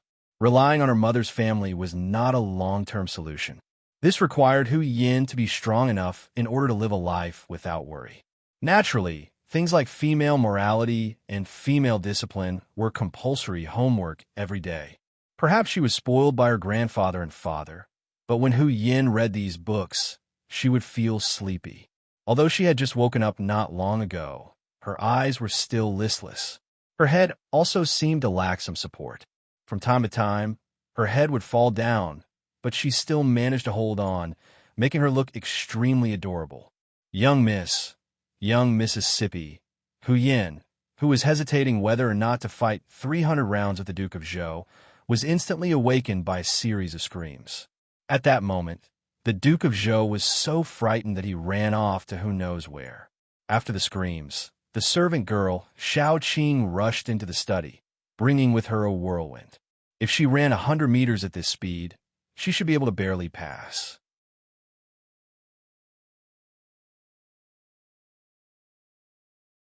Chapter 70. Little Qing. Looking at the maidservant who was sweating profusely and was not reserved at all, Hu Yin pretended to be angry and scolded angrily with her small mouth. Don't you know what it means to be prudent and reserved? Look at you now. You don't look like a maidservant of the Hu family. You have been with me for so long. Why can't you learn? Hu Yin still looked like she wanted to seize the opportunity to teach little Qing a lesson. Unexpectedly, little Qing did not listen to this at all. Instead, she looked at Hu Yin with a pair of bright black eyes and said, Miss, Dong Shuai went to the red light district last night. What? A simple sentence was enough to make Hu Yin, who wanted to pretend to be a miss, suddenly change her attitude. Her originally pouting mouth was already wide open, but then she suddenly closed it tightly and said with a voice that was close to gnashing her teeth, I didn't expect that he is also such a shameless man. Originally, she wanted to come here to take credit and also to prove that her identity as a spy lived up to her name. She did not expect that one sentence would cause the miss to misunderstand her meaning. Little Qing quickly corrected herself and said, Wrong. Dong Shuai did go to the red light district, but it was not an ordinary place of prostitution. He went to Geo Art's workshop. Not only that, he also sang 3 songs there. I heard that each song made people feel refreshed and shocked. This time, little Qing did not dare to hold back in the slightest and said everything that she had heard in one breath. What? He knows how to sing? He knows music? At this moment, Hu Yin realized that she had misunderstood Yang Chendong. However, at this moment, she would not admit that she was wrong because her body and mind had been attracted by a better topic. Not only does he know, I heard that one of the songs was about a tragic love story. It was about a long time ago. There was a firearms camp. Song Laosan's family lived next to them. They had nothing to do, and then there was a man called Little Six and a girl called Big Lotus. Little Qing also knew half of it and did not completely understand. She only heard it repeated by others. Things that passed through other people's ears were not very clear. Huyan was a very smart girl. She was able to make out the gist of it. He's the sixth young master. Could this little sixth be referring to him? Could that Delian be a girl he knows in Janning? Does he really know how to act out a story for fun? I heard that Dong Shuai not only knows it, but he is also very good at it. After one song, even Lady Xiang, who is famous for her beauty, was ashamed. She took the initiative to give up the stage and retreated. She did not have the face to come out again. Xiaoqing thought about how she had spent some money and heard the story of the scholar who happened to be at Jiu's shop last night. She couldn't help but feel excited. Was there anything this Dong Shuai wouldn't do? Is there such a thing? Hu Yan's eyes were naturally wide open, and her face was full of joy. She felt as if she had done something great. Of course, I also heard that the top courtesan of Hundred Flowers Hall, Lady Shui, who is also famous for her beauty, has rushed to Yang village in the south of the city in a sedan chair. She said that she wants to be apprenticed to a master. The more Little Qing spoke, the bigger her eyes became. That was an expression of being honored, as if she was the one who had been acknowledged as a master. Hu Yin, who was listening in riddles, immediately blushed when she heard that Lady Shui was going to Yang village to be apprenticed to a master. Shameless. How can Dong Shuai accept someone like her as his disciple? If she can't go, she will just be asking for trouble. As if she had made an assertion, Hu Yin said, Dong Shuai can sing at home if he knows how to sing. Why does he have to go to Jiuart's workshop? Isn't he afraid that the imperial censors will impeach him? As she spoke, she put her fist to her lips as if she was anxious about something. When Little Qing saw this scene, she immediately laughed out loud. Miss, who are you to Dong Shuai? Why are you so anxious for him? I am him. When Hu Yin said this, she suddenly realized that she had been tricked by Little Qing. Her face immediately turned red. She clenched her fist and fiercely chased after Little Qing. For a moment, the two young women started a marathon competition in the study. In the imperial court, the officials were in a good mood today. It was probably because they saw the high-yield grain that could produce more than 20 dan of grain yesterday, which solved a big problem for the development of the Great Ming Dynasty. Now, everyone was smiling. Even colleagues who were not close to each other nodded to each other when they saw each other, which was rare for them to be magnanimous. Zhu Qizhen was also in a good mood. Last night, in Empress Qian's bedroom, he was really praised. Speaking of Empress Qian, she was really well-behaved, virtuous, and gentle. She was born in Haizhou. Her father, Qian Gui, was a military commander. She was made empress in 1442. From then on, she only had one person in her eyes, Zhu Qizhen. In other people's eyes, Zhu Qizhen was Emperor Ingzong. But in Empress Qian's eyes, he was her husband, her sky. She dedicated all her love to this person. In the history of the Great Ming Dynasty, Emperor Ingzong was captured by Yesen during the Tumu Rebellion. In order to welcome Ingzong back to the court, she sent out all the assets in her palace. Every day, she mourned and prayed for the gods to bless Ingzong. When she was tired, she would lie down on the ground, which caused one of her legs to be disabled. She cried all day and cried until one of her eyes was blind. Later, Emperor Ingzong returned to the capital and was imprisoned in the Nangong Palace. During this period, life was difficult. Empress Qian used hand knitting to support the two of them. This lasted for 7 years. After Zhu Qizhen died, he was afraid that Empress Qian would be bullied by imperial concubine Zhou. He specially ordered Empress Qian to have the honor of being buried with me after she passed away. It could be said that Empress Qian was a model of virtue. Normally, it was very difficult to get such a person to flatter him and say a few words of praise. However, after seeing the potatoes at Yangjia village, Empress Qian acted out of character.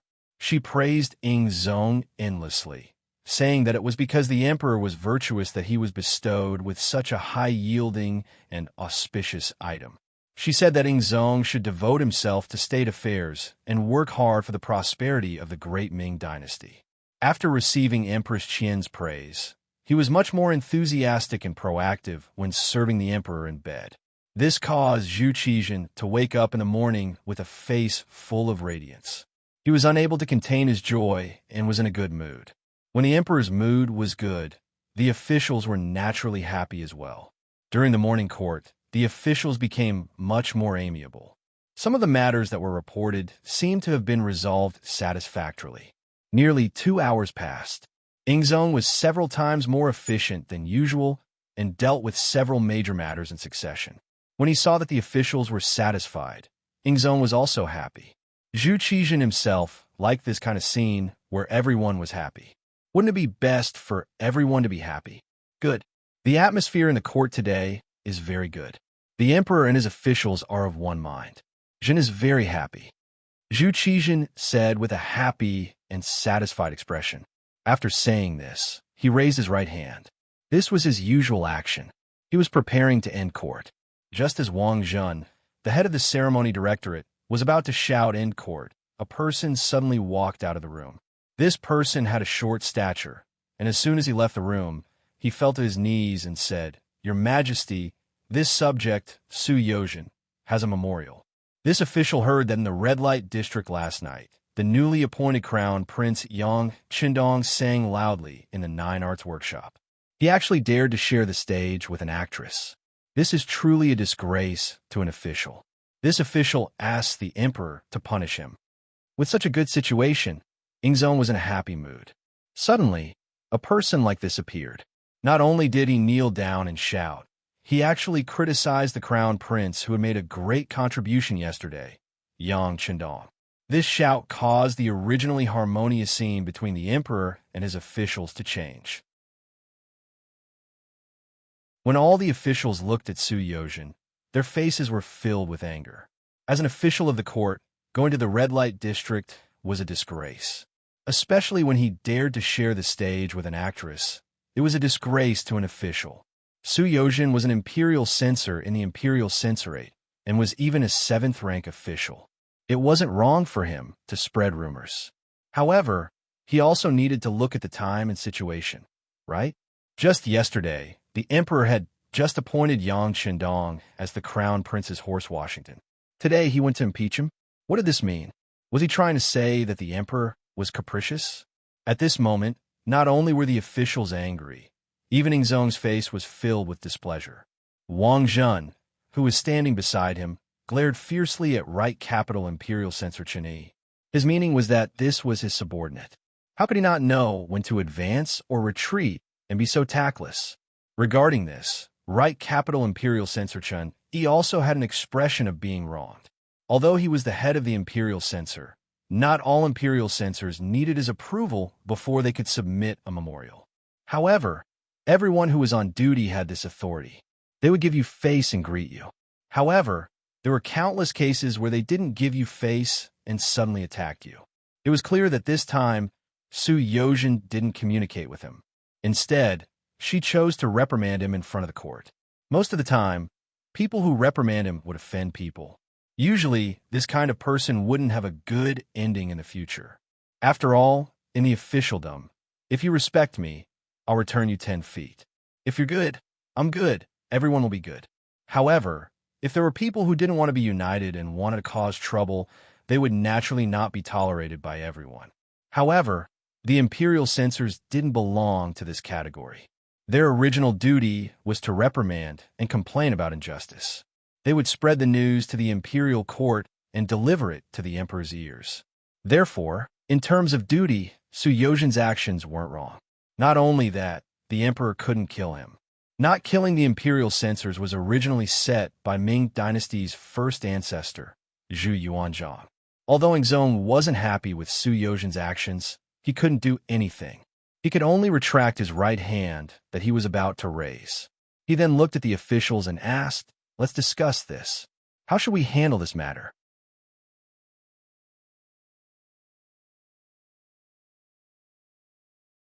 Chapter 71. He said, "Handle, not deal." This in itself was a clear indication of Ingzong's attitude. He'd only been promoted yesterday because he'd offered up a potato. If Yang Qindong hadn't been so young, a minor fifth-rank position would have been a bit too light. Zhu Qizhen had just said that when the immortal abode opened for business, he would attend if he had the time. This was a disguised form of compensation. All of the officials were well aware of this, but none of them objected. After all, this was what Yang Qindong deserved. But it had only been a day.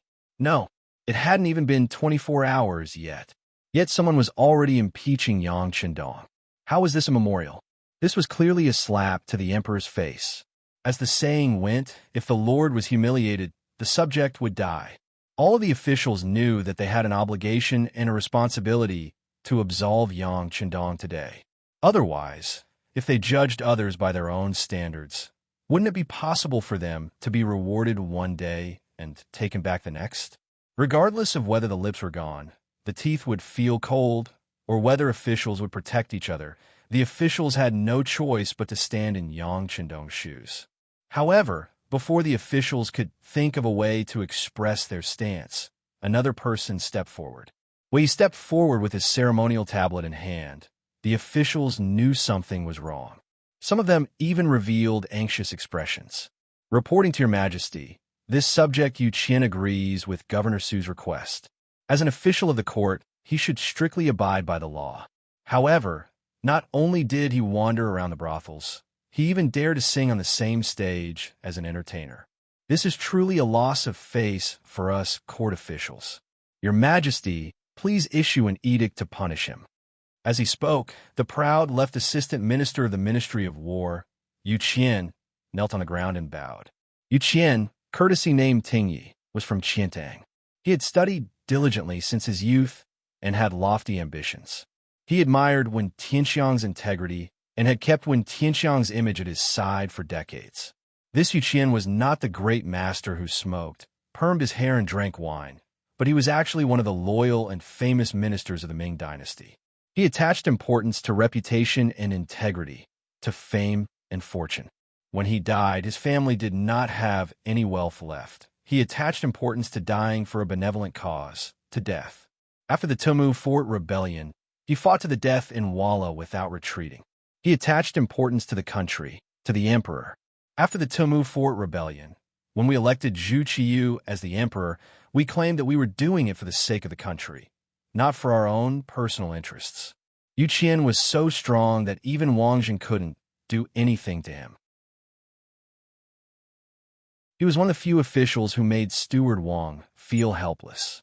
At this moment, he stood out and supported Su Yozhen, making the situation even more complicated and serious. This subject has a different opinion. The Minister of Revenue, Wang Zhua, stepped forward as if he was afraid that there would be other officials who would agree with him. Zhu Qizhen, who was frowning, suddenly heard an official say that he had a different opinion. He was startled and said, "Speak, Your Majesty. Although the Nine Arts Workshop is in the red light district, it is not a place where one can seek pleasure. It can be considered a pure land. Yang Shima going there isn't a violation of the rules." Wang Zhua spoke first, separating the Nine Arts Workshop from the red light district. This was his excuse. Secondly, of the 6 arts of a gentleman, there is the word music. Yang Shima created Yang Bao, and his many talents have long been known to the world. It is nothing much for him to sing a few songs. On the contrary, this subject feels that this is because he understands the affairs of the people and can show the style of a minister. A minister is omnipotent and knows everything. Thirdly, Yang Shima is still young and has just entered the capital. It is inevitable that he would be attracted by the prosperity here and do some inappropriate things. This is completely understandable. With these 3 points, this subject pleads for Your Majesty to be merciful and not punish Yang Shima, to show Your Majesty's magnanimity. After speaking, Wangs would kowtow to the ground and shouted, "Long live the emperor," before kowtowing again. The moment Wangs was stepped forward, the Minister of Personnel, Wang Ji, stepped forward as well. This morning, his grandson, Wang Si, came forward to pay his respects. Kneeling on the ground, he recounted the events that happened at the Nine Arts Workshop in detail. Using his own words, if not for his provocation, Yang Qindong wouldn't have gone on stage to sing, and there wouldn't have been any trouble. If the censors were to impeach him, he hoped that his grandfather would speak up for him. Otherwise, if Yang Qindong were to be punished as an accomplice, he wouldn't be in a good position either. After hearing the story, Wang Ji was infuriated. This grandson of his was good at everything. He was hard-working in his studies and diligent in his work. However, he loved to be in the limelight too much, and he loved to wander around those red light districts. He had already brought up this matter more than once. Yet, not only was his grandson unrepentant, he even caused a huge commotion. As the royal court was about to start, Wang Ji didn't have the time to reprimand his grandson. He only wanted to talk about it after he returned from the royal court. However, he didn't expect that someone would still use this as an excuse. Seeing that the emperor and the officials had the same attitude, Wang Ji hesitated for a moment before stepping forward to speak up for Yang Qindong. "Your Majesty, this subject believes that Lord Wang's words are appropriate, who hasn't been young and frivolous. Furthermore, Yang Shima's song has nothing to do with the political situation. Please give him a chance on account of his contributions." After Wang Ji finished speaking, he picked up his ceremonial tablet and knelt on the ground with a plop. Even though Yang Shima's actions sound ridiculous, it is just a joke among the young. This subject believes that there is no need to discuss it in the royal court. This old subject hopes that your Majesty won't pay too much attention to it.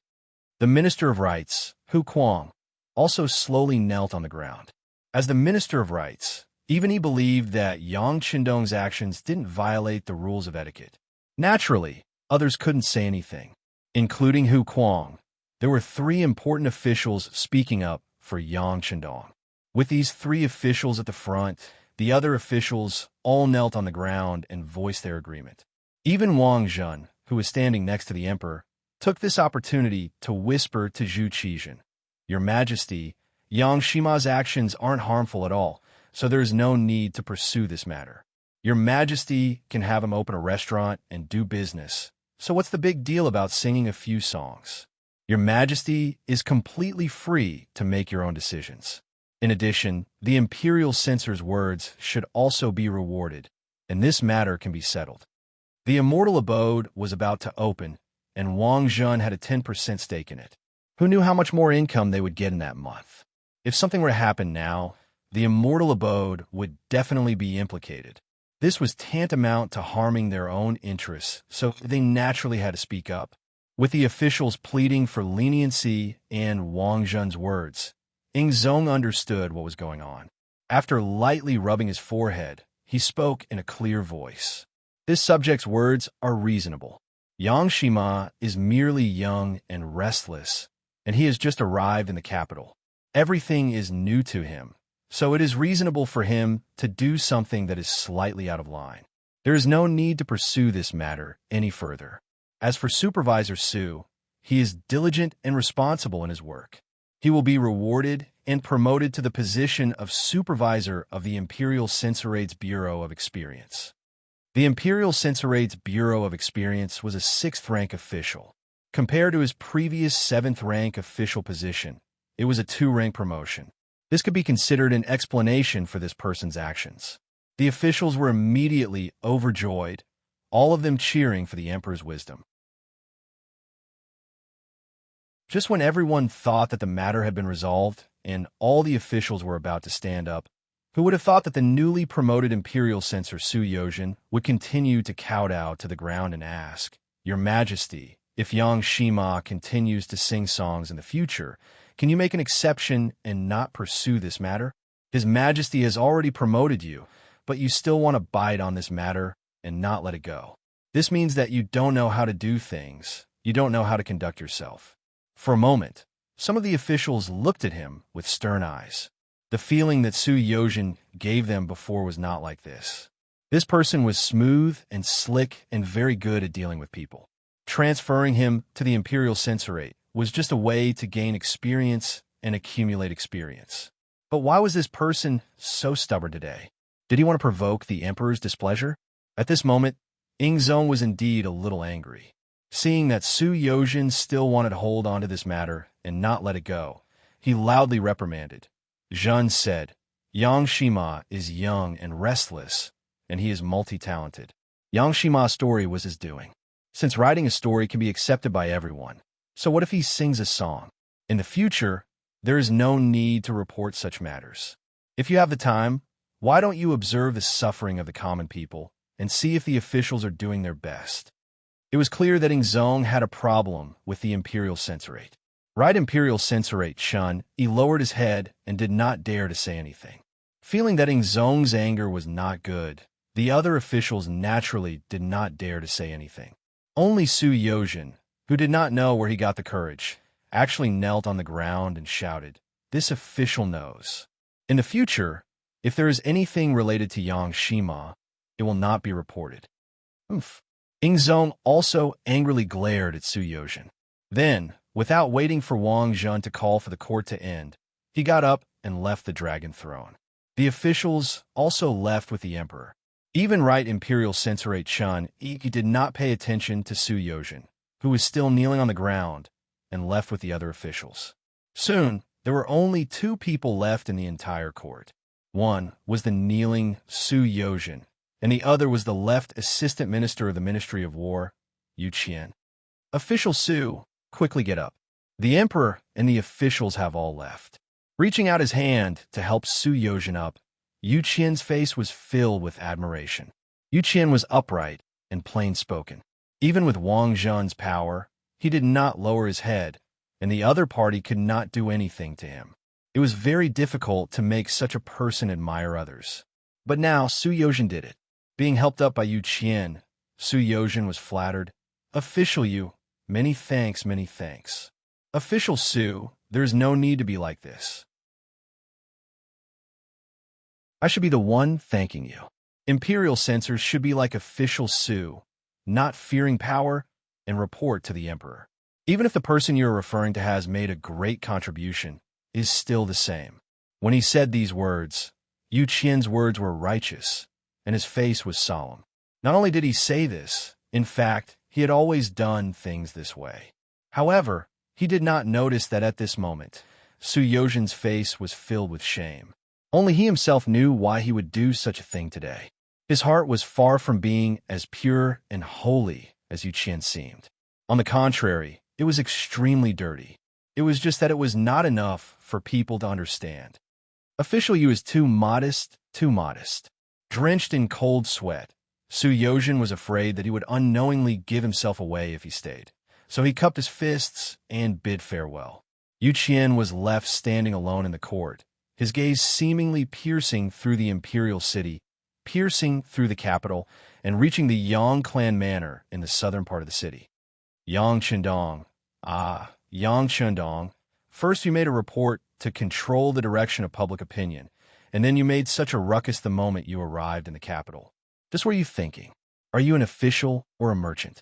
Are you loyal or treacherous?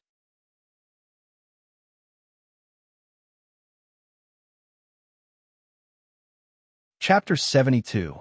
Yesterday could be said to be a busy day. In the morning, Yang Chendong first beat seventh brother-in-law Wang Go, then beat the drum of the imperial court, went to the imperial court, saw the emperor, and presented him with the auspicious and high-yielding potato. In the afternoon, he saw his eldest brother, second brother, and the others, whom he had not seen for a long time.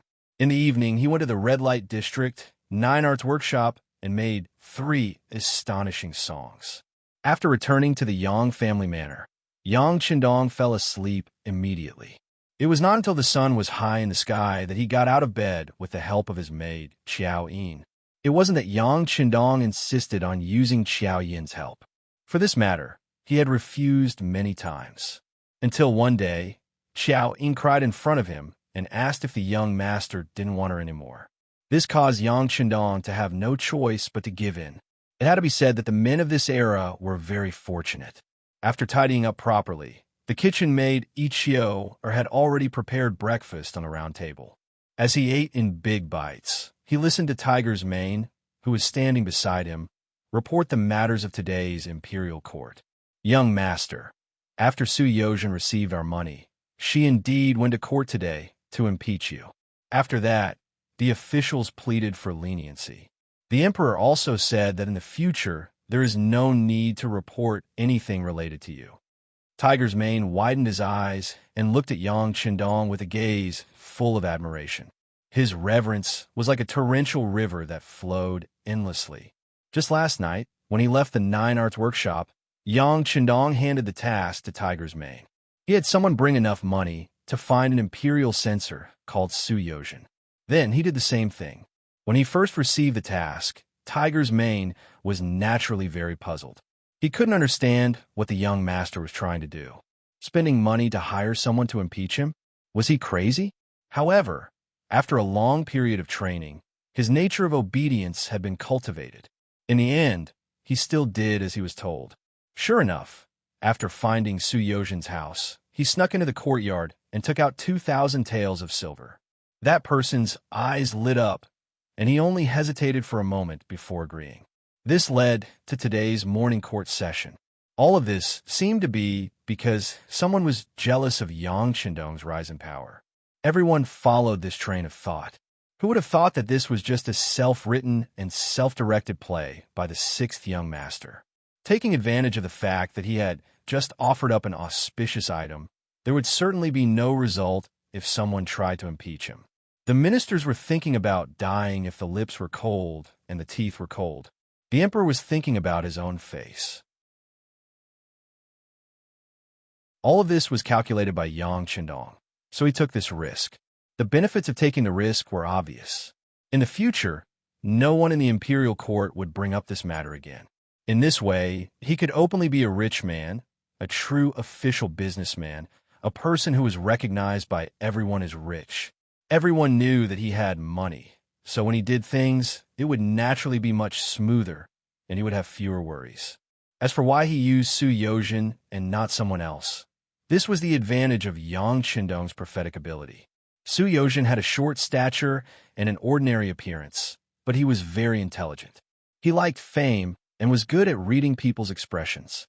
In history, when Ming Yingzong was restored, he had made a great contribution. Later on, he became an important minister with great power. During this time, he had also engaged in open and secret struggles with Shi Hung and Chao Jixiang within the ruling class. This kind of person clearly had some ability, and he valued benefits. He also had the identity of an imperial censor. If he didn't use him, wouldn't it be a waste? The ancients had long said that it was better to offend a gentleman than a villain. Based on this principle, Yang Chendong interacted with a gentleman based on the principle of respect. Towards villains, he used benefits to pull them together. In this way, he could take care of all aspects and eliminate many dangers invisibly. Naturally, people like Su Yozhen should be used well. If he really had talent, he would be given the opportunity to show it. But when it came to sincere friendship, it was far from enough. Not bad. After listening to Tiger's mane's report of the situation, Yang Chendong smiled with satisfaction. Your people in the Security Bureau have worked hard. Reward the relevant personnel with 100 taels of silver. As the bureau chief, you can deal with it as you see fit. Rewards should be given for meritorious service. This was a principle that Yang Chendong deeply remembered. Only then would more people be willing to work for you and do things with peace of mind. Thank you, young master. Tiger's mane said with slight excitement. 100 taels of silver was naturally nothing to the Security Bureau, which spent money like water. What was important was Yang Chendong's satisfaction with their work. This was what they pursued. By the way, young master, a sedan chair has arrived outside the Yang family manor. One of the ladies even handed over a name card. Where's the name card? Yang Chendong asked as he put the last bite of breakfast into his mouth and clapped his hands. That is with Xiaoyin. Tiger's mane lowered his head, not daring to look at Yang Chendong. Hmm. Hee. Yang Qindong smiled, then got up and went to the study next door. Sure enough, there was a name card neatly placed on the wooden table with beautiful words written on it. Xiao Yin was very sensible. She wouldn't make things difficult for Yang Qindong on important matters. She just wanted to throw a tantrum and let people know that she knew some things, and even some things that she didn't like. Yang Qindong also saw this as another kind of beauty for girls, the beauty of jealousy. He knew that this was Xiao Yin's way of reminding him not to get too close to the lady who came to see him. He smiled and took the name card. The name of the name card was for the 6th young master Yang Qindong. When he opened it, a fragrant smell immediately assailed his nostrils. There was also a line of beautiful words written on it. Your servant, Xiao Yuxue, greets the 6th young master Yang Qindong. Please don't refuse. Jun Yuxue? Yang Qindong took the name card and walked out of the study to Tiger's Mane, who had a respectful expression on his face. Knowing that this was a question for him, Tiger's Mane thought for a moment before the identity of this person popped up in his mind. Young master, Xiao Yuxue is Lady Shue's name. Oh, so it's Lady Shue. She's smart. By the way, is Lady Xiang here yet? Yang Qindong recalled Dong Hanxiang's struggling expression last night. No. Tiger's Mane shook his head and scolded Lady Xiang in his heart for not being sensible enough. The young master Yang Qindong personally went to your 9 Arts workshop and sang 3 songs. You don't know how to take advantage of such an opportunity? It really makes one speechless. Yang Qindong's face clearly flashed with a hint of loneliness. It was unknown whether he was feeling pity for Lady Xiang or lamenting the outdated views of people nowadays. Forget it. Since Lady Shui came in person, I'll just meet her. If she's a talent, I'm willing to teach the young master Yang Qindong a few things. This is Lady Xiang's fortune. Tiger's Mane said enviously when he heard that this lady could be taught by the young master Yang Qindong in person. As the Yang family system expanded, the chances of being taught by the 6th young master Yang Qindong in person became fewer and fewer. Whenever there was an opportunity, everyone would try their best to seize it. How about this? Inform the people to enter the manor. Also, find Xiaoyin and arrange for someone to send out the things I prepared when I returned last night. Remember, don't miss out on a single family. Send out all the gifts to the manors of the 5th rank officials in the capital. Also, don't miss out on the families of my brothers and sisters. Yang Qindong didn't want to offend people by sending out gifts. That wouldn't be worth it. Yes, Tiger's Mane naturally knew about this and immediately agreed. However, he didn't leave immediately. Instead, he looked hesitant. What's wrong? Is there something else? Yang Qindong knew that Tiger's Mane had something to ask, so he looked at him curiously. Our people from the Bureau of Security have found out that someone is asking around about the young master's past. Tiger's Mane had just said this when he felt the atmosphere in the room become oppressive. He saw Yang Qindong's expression become extremely solemn, even a little cold. Who is it? The young master. It's not just anyone. It's Hu Yin, the granddaughter of the Minister of Rights. Hu Yin, the daughter of the Imperial Guards Town Supervisor, Hu Chongning. This is some information on her. Tiger's Mane took out a small book from his bosom and turned to leave. This matter wasn't about someone worrying about the 6th young master's safety. It was highly likely that it was about the love between a man and a woman. Even though he was the young master's subordinate, he couldn't interfere in this matter. It's actually a woman? Yang Qindong was also a little dizzy from this sudden turn of events. When he looked at the small book, it recorded in detail about Hu Yin. It also emphasized that this woman was already 16 years old. However, until now, no one had discovered that someone had gone to bring her forward. After an investigation by the Bureau of Security, they found out that it was Hu Chongning's idea. The small book also recorded that Hu Yin was educated and well-mannered. Moreover, she was as beautiful as a fairy. She was also clever and cute. Looking at this, how could Yang Qindong not know what this meant? At this moment, the matter of Hu Zhongning breaking into the Yang family's old house in Fengjianing Mansion was naturally figured out in an instant. At this moment, Yang Qindong understood that Hu Zhongning's worship of his parents at that time was fake, and his observation of himself was real. The daughter of the Hu family seems to come from a good background. Yang Qindong thought and smiled. No wonder Tiger's man reported the situation to him after being pestered like this. He must have known the importance of this matter. To be honest, if the Bureau of Security hadn't found out that someone was investigating the sixth young master this time, they naturally wouldn't have noticed Hu Yin, and the following things wouldn't have happened. Well, it's better to let nature take its course when it comes to love. After reading the small book, Yang Qindong put it in a small cabinet in the study. For him, it was still too early to talk about love. How to successfully lay a good foundation was the most important thing. In the side hall of the Yang family's manor, Madame Shui was sitting with the servant girl Xiao Wei. Even though he was seated, he still had a nervous expression on his face. His face was flushed red, making him look even more enchanting.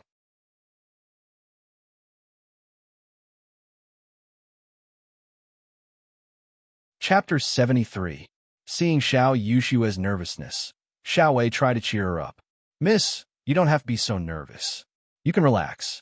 Many childs and young master from noble families have spent money to go to Baihua Hall just to see you. The sixth young master is also a man. He must be the same as them."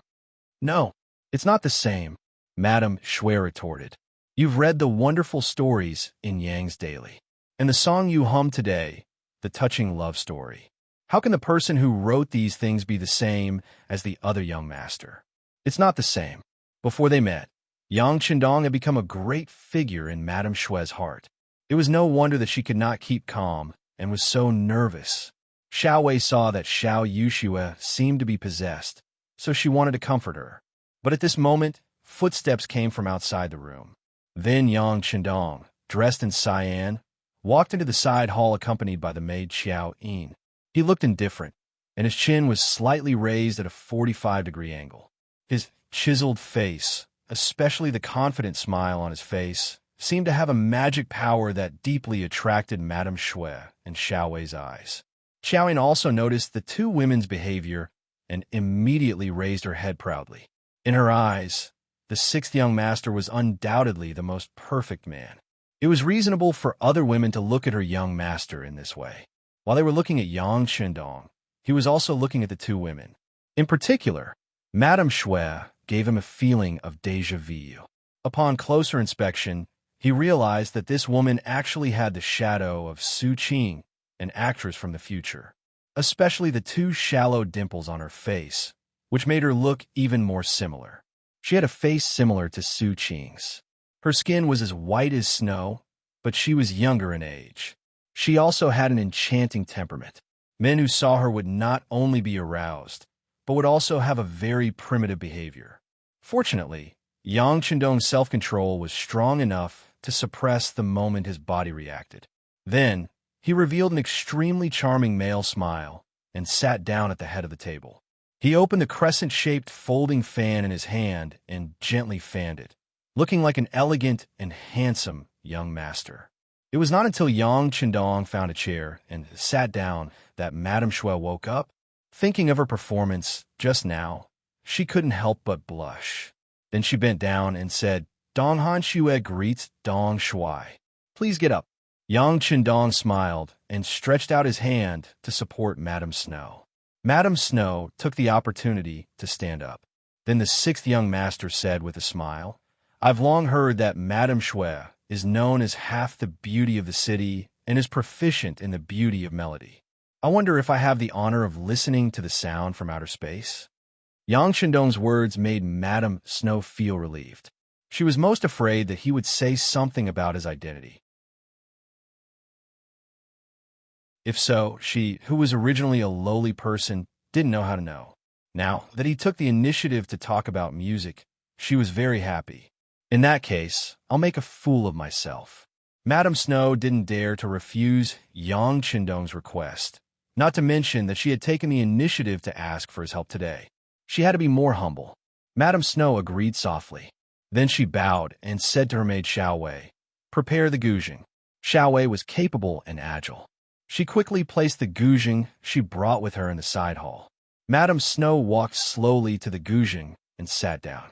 She looked up at Yang Qindong and smiled charmingly. Then her slender fingers fell on the guzheng,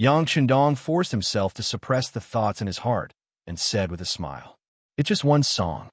That's better than nothing. As long as you can sing one song, I think the business of 100 Flowers Hall will be good." Madame Snow was a little disappointed when she heard Yang Chendong's answer, but she quickly thought it through. She was not related to the Dong Shuai, and it was already a great favor that he was willing to teach her a song. How could she dare to ask for more?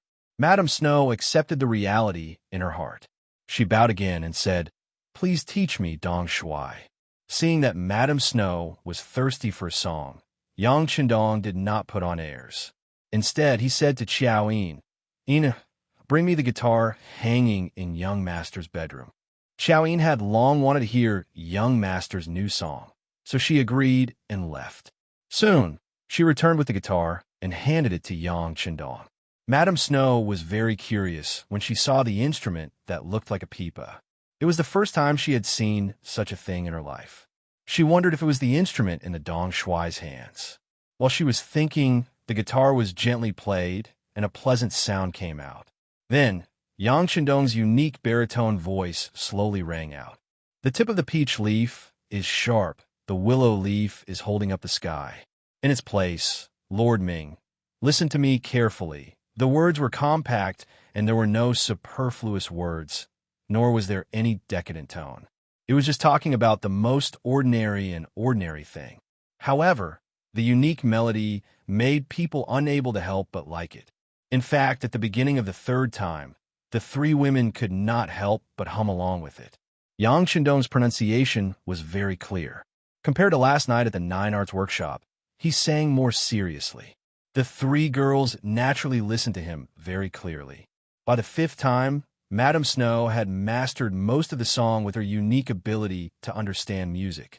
Except for some parts that were not very accurate, she had mastered 70% to 80% of the song.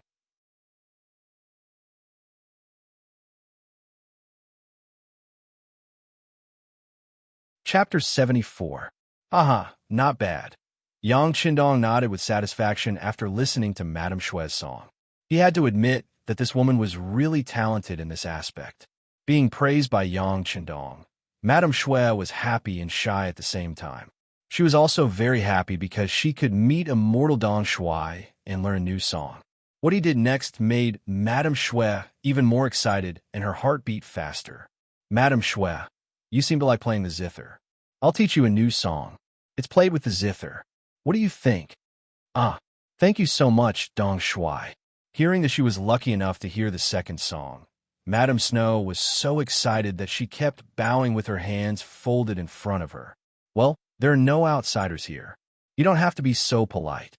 Yang Chendong was tired of watching Madame Shui say "thank you" a dozen times, so he waved his hand and said casually. But this sentence made Madame Shui blush. The fact that there were no outsiders here obviously made her think the wrong way. As Yang Chendong spoke, he had already arrived in front of the guzheng. Then, he leaned over and plucked the strings twice. In the end, he shook his head. With his level, he could barely play the guitar. He really couldn't play the guzheng. Fortunately, the tune of the next song was not complicated. Given Madame Shui's ability to understand it, it would not be a problem for her to learn it after he sang it softly. "How about this? I'll sing softly, and you'll compose the music. What do you think?" Yang Chendong didn't say that he didn't know how to play the zither. Madame Shui was more than happy to sing with Yang Chendong, but she was worried that she couldn't play it well. So she asked nervously and excitedly, Can I? If I say you can, you can. If you can't, you can." Yang Chendong laughed heartily and agreed. Then he held the folding fan in his hand and paced back and forth. His lips slowly opened and closed as he sang. "When will the bright moon appear? With a cup of wine in my hand, I ask the clear sky. I wonder what year it is in the heavenly palace. I want to ride the wind and return home, but I'm afraid it's too cold at the top of the Jade Palace. When I dance, it's like dancing in the shadows. It's not like being in the human world." A water melody of Su Sure of the song Dynasty slowly appeared. It was just an ancient poem, but after being processed by Yang Chendong, it became a very light and unique song. Once this song was played, it immediately gave people a refreshing feeling. It made people feel more intimate, and at the same time, they also experienced a different kind of beautiful music. Yang Chundong sang softly, and Madame Shui began to play the guzheng with encouragement in her eyes. In the beginning, they didn't cooperate well because they weren't familiar with each other. But after a while, they had a tacit understanding. When a song was played together, it really gave people a feeling that this song should only exist in the heavens and could only be heard a few times in the human world. After singing softly for 2 more times, Yang Qindong stopped talking and let Madame Shui do everything. Madame Shui talked and sang by herself. Her charm soon surpassed Yang Qindong's and was far above his. The song made Xiao Yin and Xiao Wei feel very emotional. Why didn't they think of making this song into a song before? At this moment, their gazes towards Yang Qindong were filled with worship and reverence. Hu Mansion. Suddenly, a horse carriage drove in from the side door, and a burly man jumped down from the carriage. He looked at the Hu clan's gatekeeper and said, "This is an invitation card for my family's lord." The gatekeeper stepped forward and respectfully picked it up. When he saw the words "Crown Prince washes his horse," Yang Qindong, written on it, he understood. After knowing the other party's identity, he smiled and said, "What can I do for you, Lord Yang?" "It's like this. My lord has developed a new kind of soft paper called toilet paper, which is prepared for the nobles after they go to the toilet." As he spoke, the burly man held 2 bags of things in his hands and handed them to the gatekeeper. "One is for Minister Hu, and the other is for Lord Hu. Please accept it." After putting down the bags, the burly man left. If Hu Zhongning was here right now, he would definitely recognize him as the Beta Persei who had fought with his 2 subordinates in Janning Mansion and won. The same scene didn't only appear in front of the Hu Mansion, but also in front of all 5th-rank officials in the capital. In the end, Tiger's Mane led the team to deliver the toilet paper to the Imperial Palace. The difference was that the Imperial Palace received a larger proportion, 10 large bags. The other officials only received 1 bag, while the 2 5th-rank officials in the Hu family naturally received 2 bags. Everyone who received Yang Qindong's gift accepted it. Even Yu Qian, the Ministry of War's attendant who called himself Wen Tianxiang, received a gift. For the family, this was something that rarely happened. The reason why Yu Qian accepted the gift was because he wanted to see what the Crown Prince washes his horse was up to. What was he up to? However, when he saw that the gift was actually toilet paper used after he went to the toilet, he was stunned speechless. This thing was indeed very soft and was naturally an excellent item for cleansing the body. However, giving this kind of thing was somewhat lacking in the grandeur of a refined scholar. Thinking that this thing probably wasn't worth much, Yu Qian left it here and didn't return it, which made his wife overjoyed. Hu Mansion. The gatekeeper took the 2 bags of toilet paper to the backyard and met with Hu Zhongning's wife. Hu Zhongning's wife, Hu Yushi, was already old and no longer managed the backyard. The Hu family didn't split up, but Hu Zhongning's wife was in charge of the backyard. Madame Hu's surname was Wang, and she was known as Hu Wangshi. When she saw the 2 large bags of toilet paper, she blushed. After she figured out what they were for, she was even more speechless. This 6th young master was also messing around. How could such a thing be so publicly delivered to the residents and even handed to the gatekeeper? Scholars love face. Although eating, drinking, and going to the toilet was a long-term emotion that no one could avoid, it wasn't good to give such things so publicly. However, since it was already delivered, it wasn't good to return it. Thus, she ordered people to prepare to send the things to the backyard's warehouse.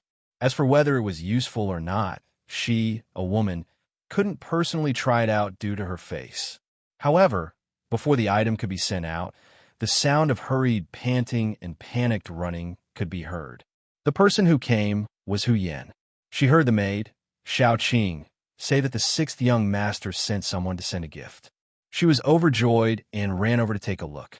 "Mother, the East Marshal sent something to our residence." As soon as she entered the hall, Hu Yan's beautiful voice, which was like an oriole's, sounded before she could stand firm. "Yan'er, slow down. Don't fall again. You're almost a big girl. Why are you still so careless? Seeing that it was her daughter who came, Hu Wangsher couldn't help but say coquettishly, Mother, where are the things that the East Marshals sent us? Hu Yin didn't listen to her mother's nagging, but asked anxiously. That's it. Knowing that if she didn't answer, her daughter would continue to ask, Hu Wangsher simply pointed to the 2 bags of things on the ground that were about to be put into the warehouse. Ah! Hu Yin first exclaimed, then walked in front of the 2 bags and casually picked one up to take a closer look. However, it seemed that this wasn't enough. She directly opened the other bag, pulled it out, and rubbed it in her hands. Seeing Hu Yan's actions, Hu Wangsher's face turned red and said, Yinner, what are you doing? But what? What is this thing? It feels so weak. Is it used to write big words? It doesn't seem right. Even though Hu Yin thought that she was smart, when she saw the toilet paper for the first time, she still couldn't see its use. Yinner, come here. Hu Wangsher, who had always been educated to be well-mannered, felt that some words were too shameful to say. She pulled her daughter in front of her and then whispered something in her ear. Ah! Hu Yan's face changed. First, she blushed. Then she spat softly and said in a voice that only she could hear, How shameless of you to give me such things. Yinner, what did you say? Hu Wangsher obviously didn't hear clearly. Nothing. Hu Yin panicked and said, I just said that this thing looks soft and seems to be suitable for that. How about this? I'll take it away first. If it's useful, I'll send it back to you. After saying that, without waiting for Hu Wangsher's agreement, she and little Qing each carried a bag of toilet paper, turned around, and ran out. Hey, slow down, slow down. Hu Wangsher didn't care about the 2 bags of toilet paper. She didn't know its use at all. She was just worried that her daughter would run too fast and fall down. This was like a small episode in her life. Hu Wangsher didn't care at all. Not only that, many officials who received the toilet paper didn't care too much. It wasn't until the next day, when they went to the imperial court, that they realized how precious the toilet paper was. In the side hall of the Yang Manor, Madame Shui learned 2 new songs, Exploring Qingshui River and Wishing We Last Forever. She was very happy. After singing it a few times and receiving Yang Qindong's affirmation, she was overjoyed. Thank you for teaching me, Dong Shui. But I don't know if these 2 new songs can be sung in Baiwa Hall, Madame Shui said carefully when she was talking. She was afraid that Yang Qindong wouldn't agree. No problem. You can sing them if you want. Yang Qindong smiled. It always took a process for a new song to be accepted by the world.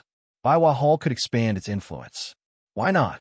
As for the copyright of the new songs, Yang Qindong didn't care at all. He didn't know how many songs like this there were. If it weren't for the fact that the lyrics and music of these 2 songs were clean and suitable for zither and pipa, he could teach more. Seeing that Yang Qindong agreed, Madame Shui was overjoyed.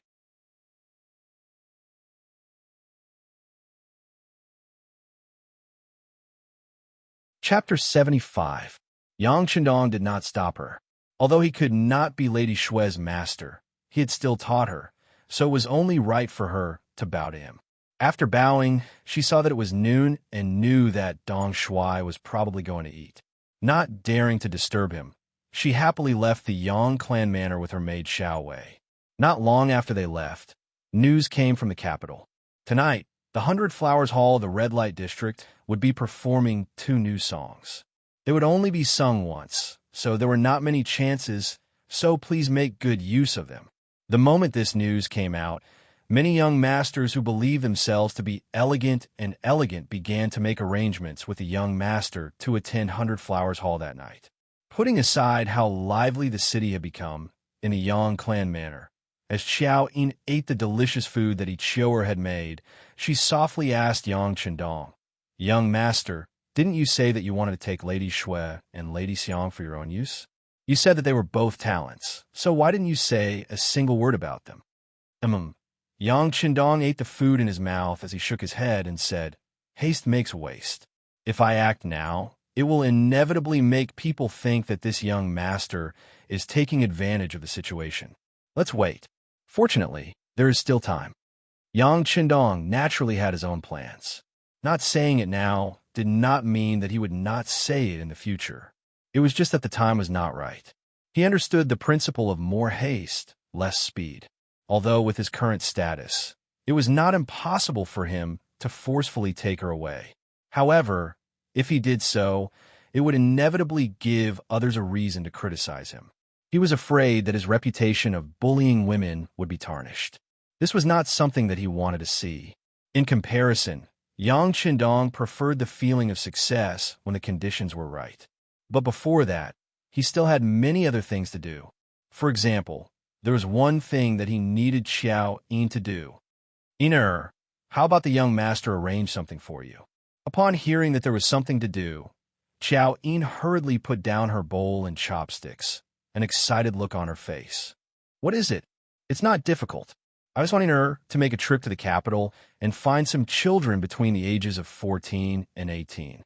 Both men and women are fine. 50 of each. They must have good looks, good figures, and must be as tall as possible. Then we will hire all of them, sign a 3-year contract, and bring them back to the manor." Yang Qindong also put down his bowl and chopsticks, thinking of another plan, and said with a smile. Yang Qindong was about to start looking for the Immortal Abode's attendants. A total of 100 people were prepared. Among them, the men were waiters, all wearing black jackets. The women were waitresses, all wearing black cheongsams. This was the uniform that was put on. This would give you a very shocking first impression. However, it wasn't enough for them to merely be dressed in the same way. They also needed to be consistent in their pace and actions. In addition, they also needed to have a deep understanding of the Immortal Abode's range of experience. If a guest were to ask them about something they didn't understand, they would know how to explain it and what to do next. The matter of the clothes was easy to resolve. Long before he left Crimson City, the head of the garment factory, Zhou Hua, had already made the clothes according to his request. Now, they were all in the Yang family village. However, it took a lot of time to develop their physical qualities. For this reason, when Yang Qindong handed the task to Xiaoyin, he especially emphasized, "Don't be afraid of spending money. As long as someone is willing to work for us, we will give them 2 taels of silver per month. However, you must also tell them that those who can endure hardship and can read are priority. If someone can't take it and wants to leave, not only will they not receive a single cent, they will also have to pay us to make up for their losses." Yang Qindong didn't really want their money. With Crimson City as their base of operations, Gao Xiong and the others had already taken control of the entire region of the sea. Anyone who wanted to pass by would either have their goods stolen or would have to pay an extremely heavy price before being allowed to pass. This caused a large amount of money to flow in from the sea. Yang Qindong didn't lack money. Not to mention, once the Immortal Abode opened for business, it would definitely make a lot of money. 2 taels of silver per person per month really wasn't much.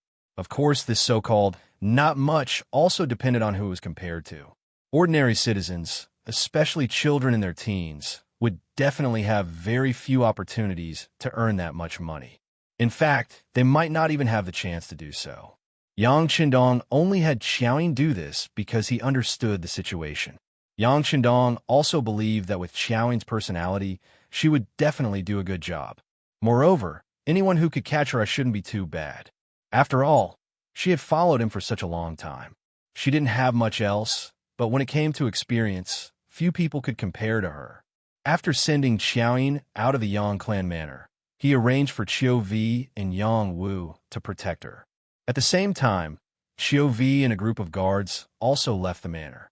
With his reputation as Yang Qindong, the chances of anything happening were extremely low. Zhi Qindong turned around and entered his study. His figure flickered as he reappeared in the large warehouse. As soon as he entered the warehouse, Yang Qindong headed for the club. There was a television and a video player there, as well as the complete Yizhong Tian analysis of the 3 kingdoms. He had come here to study. He wanted to make a Yang Qindong analysis of the 3 kingdoms. It took Yang Qindong 4 hours to come out of the study room. When the sun was about to set, Yang Qindong walked out. He saw Tiger's mane waiting for him. The young master's study couldn't be entered unless there was something important. Moreover, when entering One had to first pull on the doorbell, a so-called drawstring device.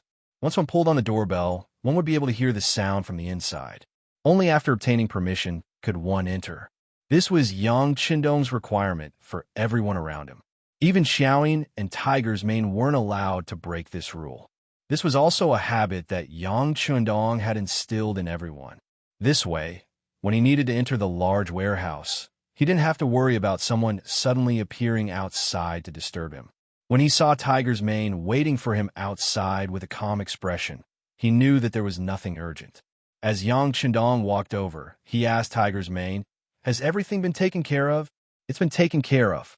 All the fifth-rank officials in the capital, including the Duke's estates, Marquis estates, Count estates, and even the Imperial Palace, have been sent over according to the number that was previously agreed upon," Tiger's Mane respectfully replied. "Very good. Is there anyone who doesn't accept them?" "There isn't." Tiger's Mane pondered for a moment.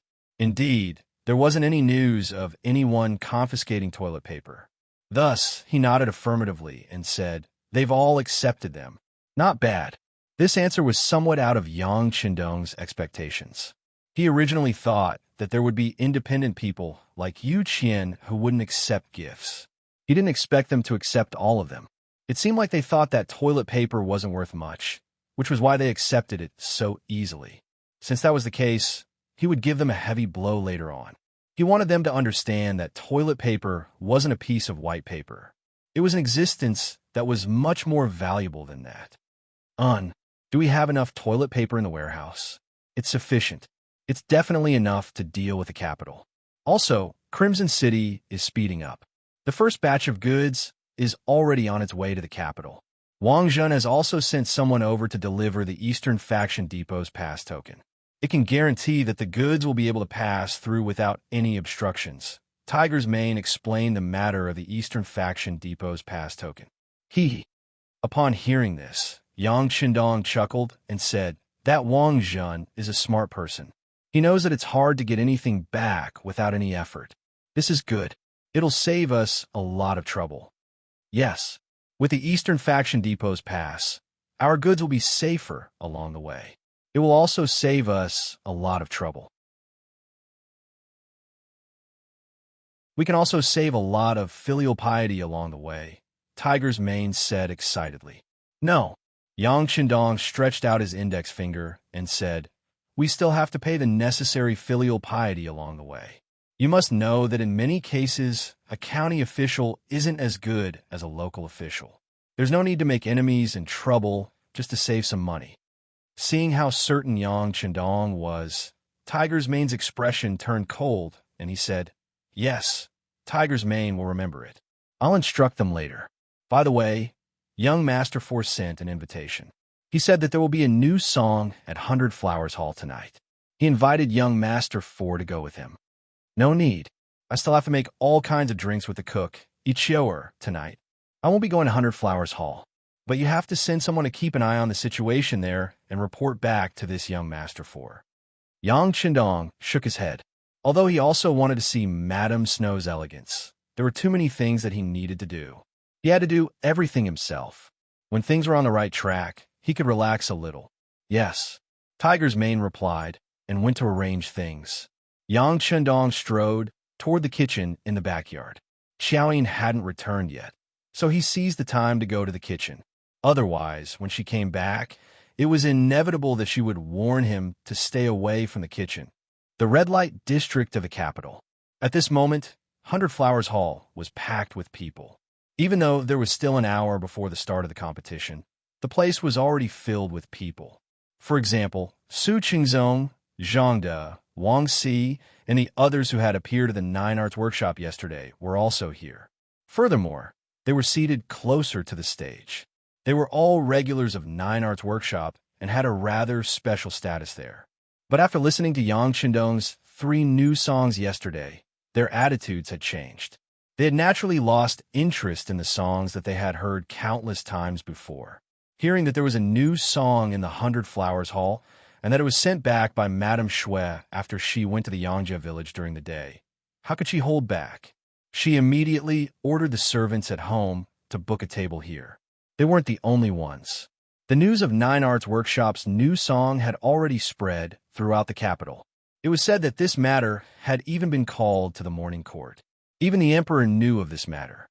Once this matter was hyped up, everyone naturally knew about it. Countless people naturally came because of the fame, and for a moment, 100 Flowers Hall was packed to the brim.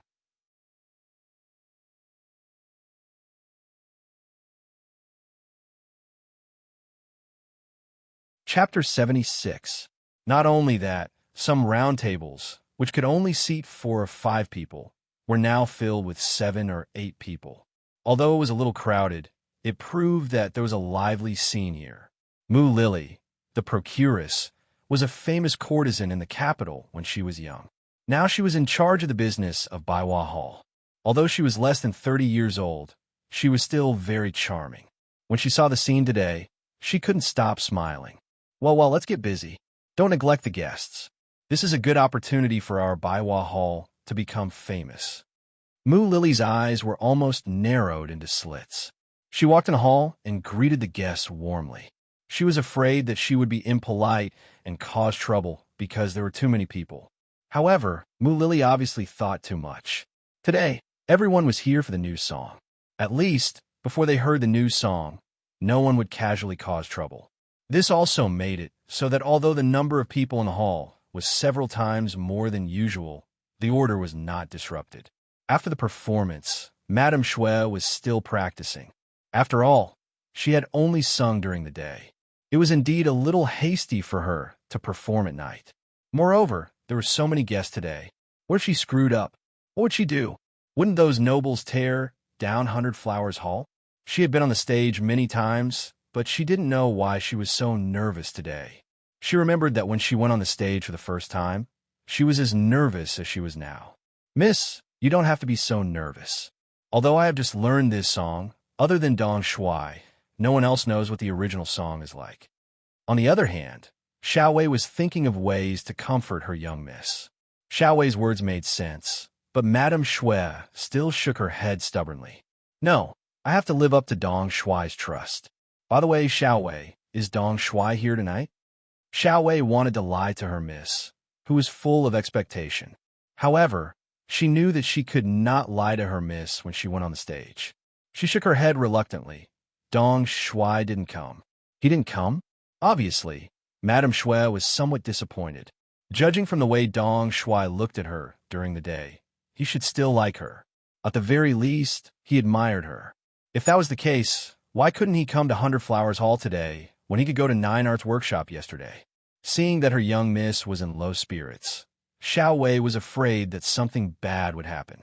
She quickly added, I've sent someone to check. Dong Shui didn't go to Geo Arts Workshop today. Perhaps this was the only good news. At least it proved that Yang Qindong was not biased. I see. Sure enough, Madame Snow's expression became much better after hearing that. As a woman in the entertainment field, perhaps her competitive nature was stronger. When she heard that Dong Shui didn't go anywhere, her mood became much better. The guests at the front desk did not know what was going on backstage, nor did they know that the heart of their goddess, who had always wanted to get close to her, had already flown out of the venue and was no longer with the guests. Time passed little by little, and it was getting closer and closer to the start of the show. The geisha, who was warming up the scene, had already gone up the stage. However, both the performers and the audience were obviously absent-minded. They were all waiting for the 2 new songs to come on the stage. Finally, Madame Snow, who was dressed in white, went up the stage accompanied by her maid, Shower, accompanied by a burst of enthusiastic applause. Of course, no one knew whether it was a farewell applause. Lady Shui's clothes were as white as snow, and her skin was white and tender. Her skin was as clean as a baby's. Coupled with her graceful figure, she received a wave of applause as soon as she stepped onto the stage. The applause went on for a long time until Madame Snow sat down on the guzheng. At that moment, the whole venue became very quiet.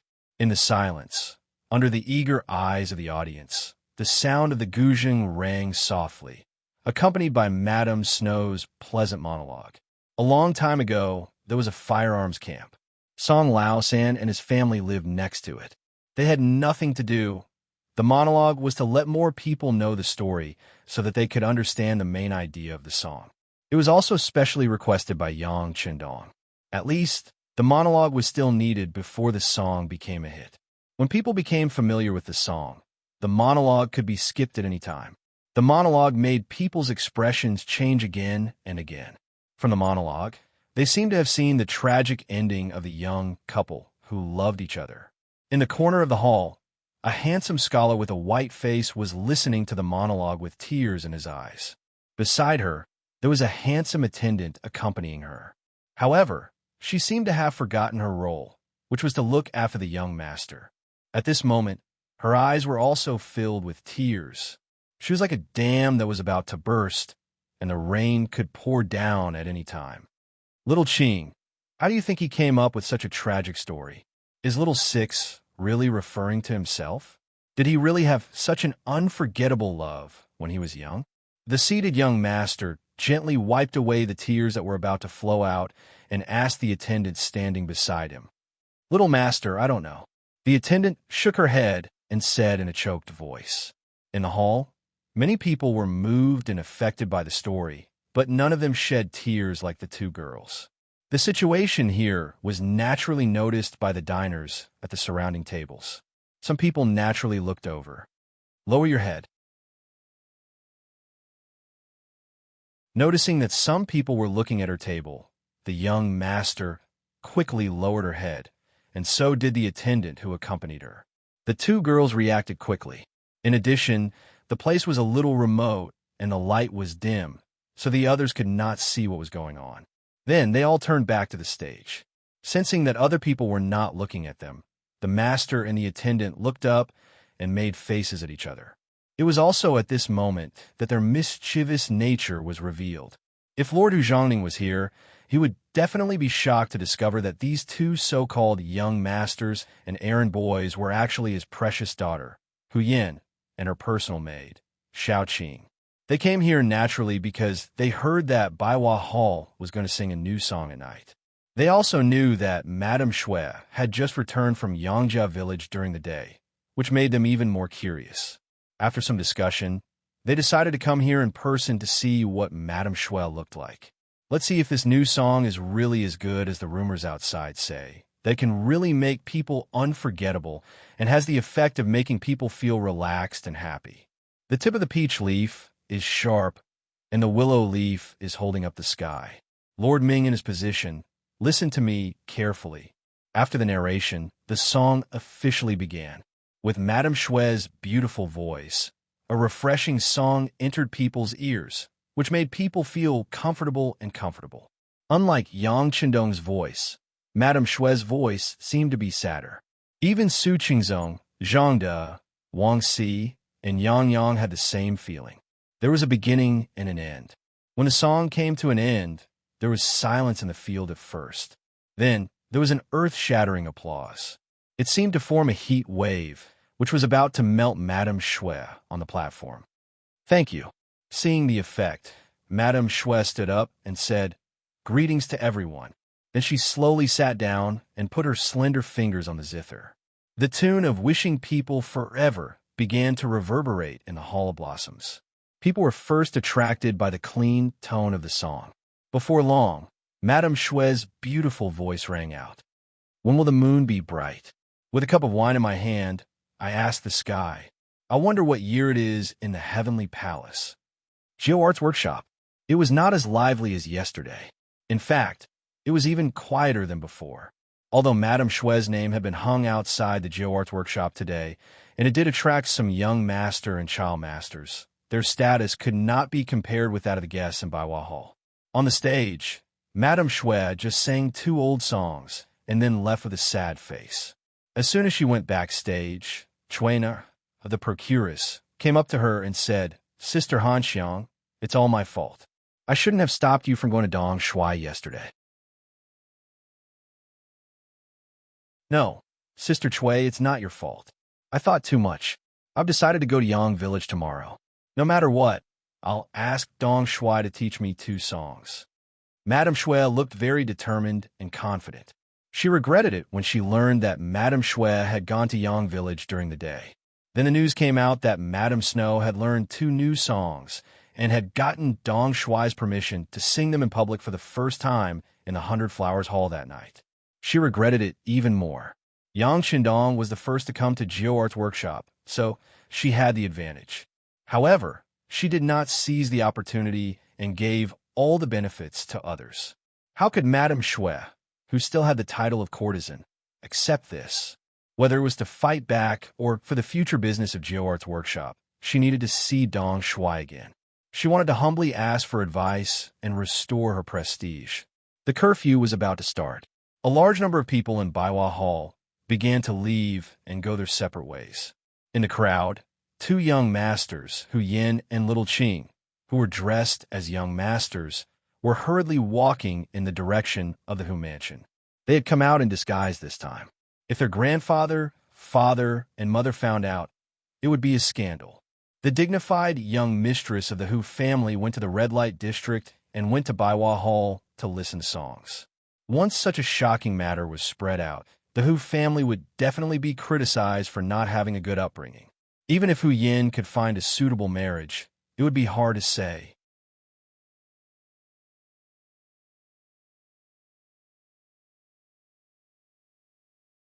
Chapter 77. The 2 of them ran all the way before the curfew. When they arrived at the small alley in front of the back door of the Hu estate, Hu Yin supported herself against the wall and panted as she spoke to her maidservant Xiao Qing, who also looked as if she had fallen apart. Let's rest for a while before entering the estate. Otherwise, if father sees us, we will be in big trouble. What are you afraid of me seeing you?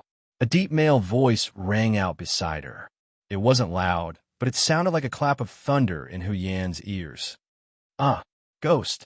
As soon as she heard someone else's voice, the servant girl, Xiao Qing, screamed instinctively and then hid behind Miss Hu Yan. Xiao Qing, what are you doing? I can't tell. That's my father's voice. However, Hu Yan was still able to keep her composure. This was mainly because she had heard that voice for so many years and was already very familiar with it. Hu Yan grabbed the panicked Xiao Qing and lowered her head as if she had done something wrong. Father, I'm just bored at home, so I went out for a stroll. Stroll? Gao Sheng, you tell me? His voice suddenly became more severe, and 2 figures flashed out of the alley. It was Wu Zhongning and one of his subordinates, Gao Sheng, one of the 2 people who had been taught a lesson by Beta Persei in the Jian Estate's Yang family mansion. Yes, sir. In the afternoon, Xiao Qing found Lieutenant Sun Chuang, the other person who had been beaten by Beta Persei, and asked him to book a table at 100 Flowers Hall. Enough. Without waiting for Gao Sheng to continue, Hu Yin had already interrupted him. Since her father had even investigated this, there was no point in explaining anything. Father, I was just curious about what the 2 new songs were like. So you dare to go to 100 Flowers Hall? Do you know what kind of place that is? Do you know what will happen if your identity is exposed? Or if you meet a lecher? Do you know? Hu Zhongning was obviously very angry and scolded Hu Yin for a long time in one breath. In the end, Hu Zhongning, who had been criticizing Hu Yin for a long time, made the final decision. Hu Yin did not abide by the rules. She will be grounded for a month. Maid Xiao Qing didn't do what maid should do. She didn't take good care of her master. She was punished with half a year's salary and 2 beatings. Gao Sheng sent someone to carry out the punishment. Lieutenant Sun Chuang is reckless. His salary will be deducted for half a year, and he will also be punished with 10 planks. Hu Zhongning angrily turned around and left, leaving behind Hu Yin with an incredulous look on her face. Father, you can punish me however you want, but don't hit Xiao Qing. It's too painful to hit her with 2 strokes of the paddle. Ignoring his daughter, Hu Zhongning walked faster and faster, as if he would change his mind if he slowed down a little. Unable to call out to her father, Hu Yin had no choice but to look at Gao Sheng for help. Lieutenant Gao, can you write down Little Qing's 2 paddles first? I will go and plead with my father, okay? No, we have to carry out my lord's orders. Gao Sheng shook his head.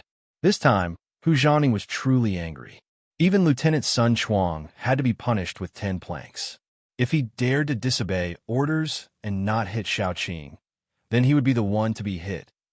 Yang Chendong didn't know that Hu Yin had disguised herself as a man and gone to the 100 Flowers Hall to listen to a new song, only to be caught red-handed by Lord Hu Zhongning and put under house arrest. He was currently in the kitchen with Yi Qiu'er, experimenting with various drinks in preparation for the opening of the immortal abode. What he didn't know was that on this very night, Gao Xiong's naval and land forces launched a joint operation to seize Flag Mountain. In the early years of the Ming Dynasty, the old prince of Zhongshan, Shang Baji, conquered Shannon. Together with Shan Bei and Zhongshan, they formed the unified Ryukyu Kingdom, the first Shang Dynasty. This was also the golden age of the Ryukyu Kingdom. Its commerce was highly developed, and it traded with the Ming Dynasty, Korea, Southeast Asia, and Japan. However, all of this had just begun when it was forced to stop because of Yang Chendong. Gao Xiong led a powerful navy to harass and surround the Ryukyu Islands. This caused the Ryukyu Kingdom to suffer great losses. Its maritime trade was hindered, and it became a closed country. Chichen City was occupied, and the sea routes were sealed. This caused the sixth-generation king to die of anger, and the successor was the seventh-generation king, Shangde, who was still underage. Shangde was only 12 years old. Because of his father's early death, he took over the throne. However, even though he was the king of territory, he still couldn't change the current situation of the Ryukyu Islands. He had sent out ships to break out of the encirclement and inform the outside world of the situation. However, without exception, all of the ships he sent were sunk as soon as they left the harbor. It had to be said that the Ryukyu Kingdom was also plagued with misfortune. It had only been less than 20 years since the first prince of Zhongshan, Baji, had taken over, and several kings had died. They had either died of illness or met with mishaps while out at sea. Now, all of the burden had fallen on the young Shangde's shoulders. How could he not be worried? After trying all sorts of methods, he finally decided to stay put and wait for reinforcements. Perhaps after a while, someone would discover that something was wrong with the Ryukyu Islands, and they would send people to investigate. Shangde still held onto a sliver of hope, but Gao Xiong couldn't wait any longer. Before Yang Chendong left Chichen City, he had told him that once the population was sufficient, he had to think about expansion. The first thing he had to do was to take over the entire Ryukyu Kingdom and occupy the entire island. Now, every few days, there would be ships going back and forth between the Black Dock and Chichen City.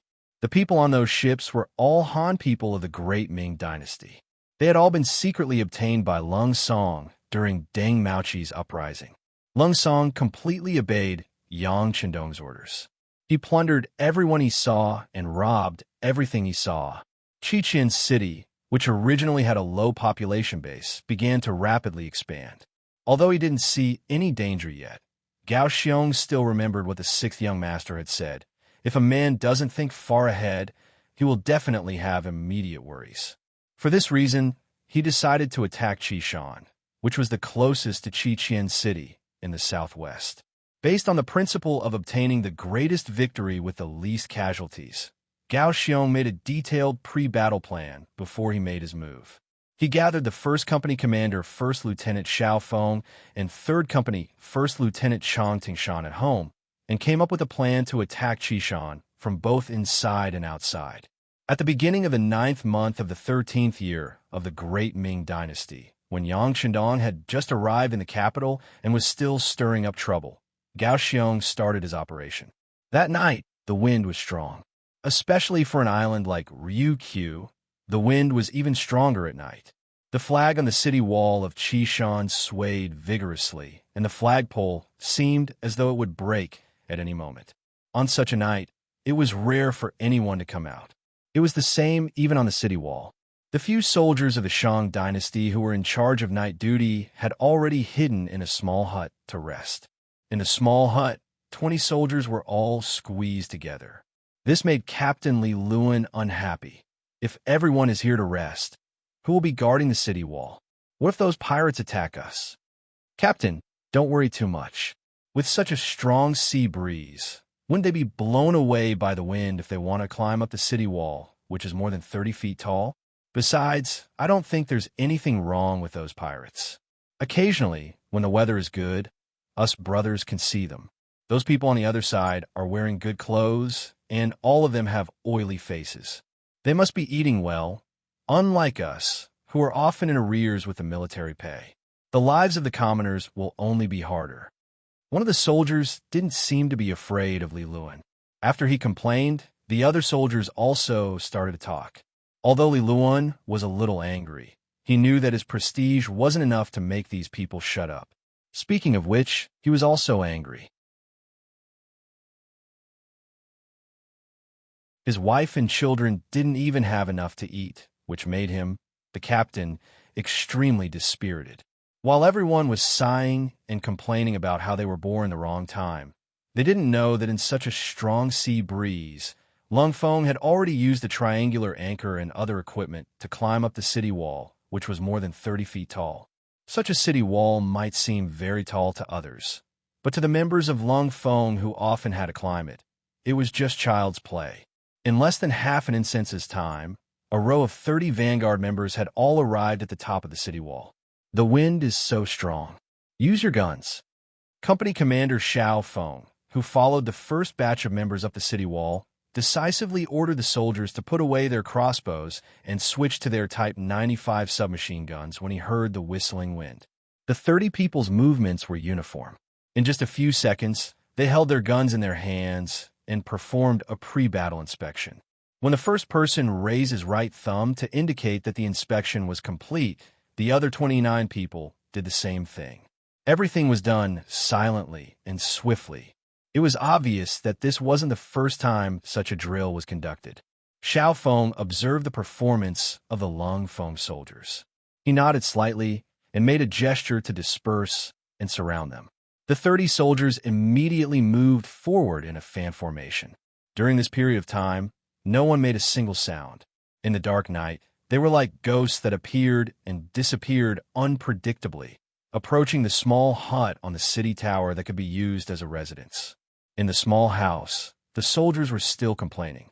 As the captain, Li Luan had long shut his mouth and narrowed his eyes. If he had the time to argue, he might as well take a rest. This way, he could eat less tomorrow morning and bring more food back for his children. Sigh, I really don't know when these days will end. Thinking about the current situation, Li Luan, who was sighing in his heart, suddenly heard a sound from the door. Then he stood up with a jolt. He knew that the 20 soldiers in his squad were all in the small house. The only ones who could appear here at this time were either his superior had come to check on them or the enemy had ambushed them.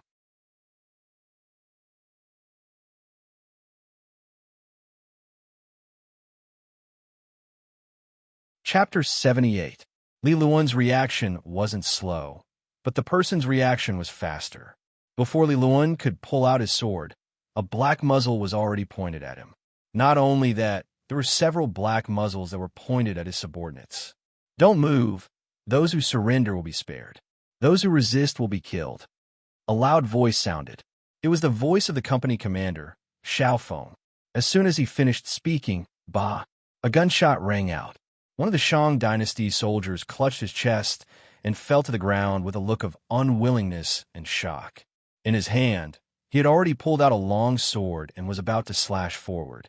One of the Lung Feng soldiers felt the danger and killing intent. Without hesitation, he opened fire and ended the life of the enemy who wanted to resist. The sound of the gunshot was loud and clear in the room, but in the night wind, the sound could not travel far. With one person dead, the room became much quieter. Then, the captain, Li Luan, felt that his life was being threatened. He didn't want any of his brothers to die here, so he shouted anxiously, "Listen to me, don't move. Take out your weapons and throw them on the ground." I think that since these people said that they would be spared if they surrendered, they should be true to their words. That's right, we will keep our promise. The prerequisite is that you guys have to listen to us too. If you guys have any ulterior motives, you will end up like that person. Xiao Feng looked at Li Luan's performance and nodded his head in satisfaction. However, in order to not cause any more problems, he couldn't help but threaten him. When the black muzzle was aimed at him again, Li Luan felt his body tense up. He clearly saw the scene just now. This black metal thing could easily take a person's life. Not wanting to die, he hurriedly threw his sword and scabbard on the ground. At the same time, he covered his head with both hands and squatted down. With Li Luan taking the lead, the other 18 brothers followed suit and threw down their weapons, crouching on the ground with their hands on their heads. Very good, Xiao Feng praised, then gestured to Lung Feng, who was at the side. A few of them took out ropes from their backpacks and tied up all 19 of them, including Li Luan. Just as he was done, the door opened again. A soldier in camouflage uniform walked in. He stood straight and saluted. Sir, the city gate has been opened by our brothers hiding in the city. 2nd platoon, 3rd platoon, 3rd company, and 1,000 auxiliary soldiers have entered the city. Company Commander Tingshan, may I ask if we can besiege the barracks in the city? Yes, everything is going according to plan. Also, tell the brothers that the auxiliary troops are not to participate in the battle. Go and maintain order in the city. As long as the civilians do not cause trouble and stay in their homes, they are not to be harmed. Most of the people in the city are Han. Xiao Feng replied with a military salute. Yes. The soldier who responded with a military salute turned around to pass down the order. Xiao Feng also prepared to bring people to carry out the battle plan. At this moment, Li Luan, who was squatting on the ground, spoke. Sir, are you the pirates on the other side? What? Do you have any questions? Xiao Feng turned around and asked, a sharp look flashing in his eyes. Naturally, he did not like the word pirate. It was only because the 6th young master said that it was not good to expose their strength. Thus, they had no choice but to call themselves pirates. Feeling that Xiao Feng's gaze could kill, Li Luan instinctively lowered his head and avoided it. Then, he said in a small voice, if you can really not harm the civilians in the city, I am willing to be your guide. There are many of my brothers in the barracks. I think I can help persuade them. Li Luan volunteered himself for 2 reasons. Firstly, he had long lost confidence in the number 1 Shang dynasty. Even the soldiers did not have enough to eat, let alone the common people. Secondly, the weakness of the Shang dynasty made them feel extremely aggrieved. After being surrounded and forbidden from entering the sea and not being able to send out any ships, they had actually holed themselves up like turtles and refused to move. It was as if they couldn't think of any solution. Instead, they had placed all their hopes on the outside, praying that others would discover their tragic situation and that someone would come to their rescue. This was completely a lucky move. It was no different from spending 2 yuan and waiting for 5 million. The possibility of them being rescued was close to 0. Thirdly, he had just witnessed Lung Feng's prowess. With 1 shot, one of his subordinates was killed. This should be the gun that Deming was talking about. However, from the looks of it, it seemed to be even more powerful than the gun in the legends. Faced with such a powerful weapon, what could the Shang dynasty use to fight them? Fourthly, although he did not have much contact with them, he had heard some things about these pirates since he was guarding Qishan, which was the closest place to Qiqian City. They were completely different from other pirates. They did not bully civilians. When they robbed, they only robbed boats and people. However, they did not kill civilians or merchants. With all these knowledge, and after seeing Lung Feng's mental state, Li Luan had the idea of helping them. Not only could he redeem himself, he might even be able to save more of his brothers in the barracks. Li Luan's volunteering naturally made Xiao Feng overjoyed. All right, if you do this well, not only can you save more people from the flames of war, you can also save more lives. You can also be considered to have performed a meritorious deed. How about this? Untie him and bring him along with us. Li Luan regained his freedom. However, there were 2 Lung Feng beside him so that they could restrain him immediately if he made any strange movements.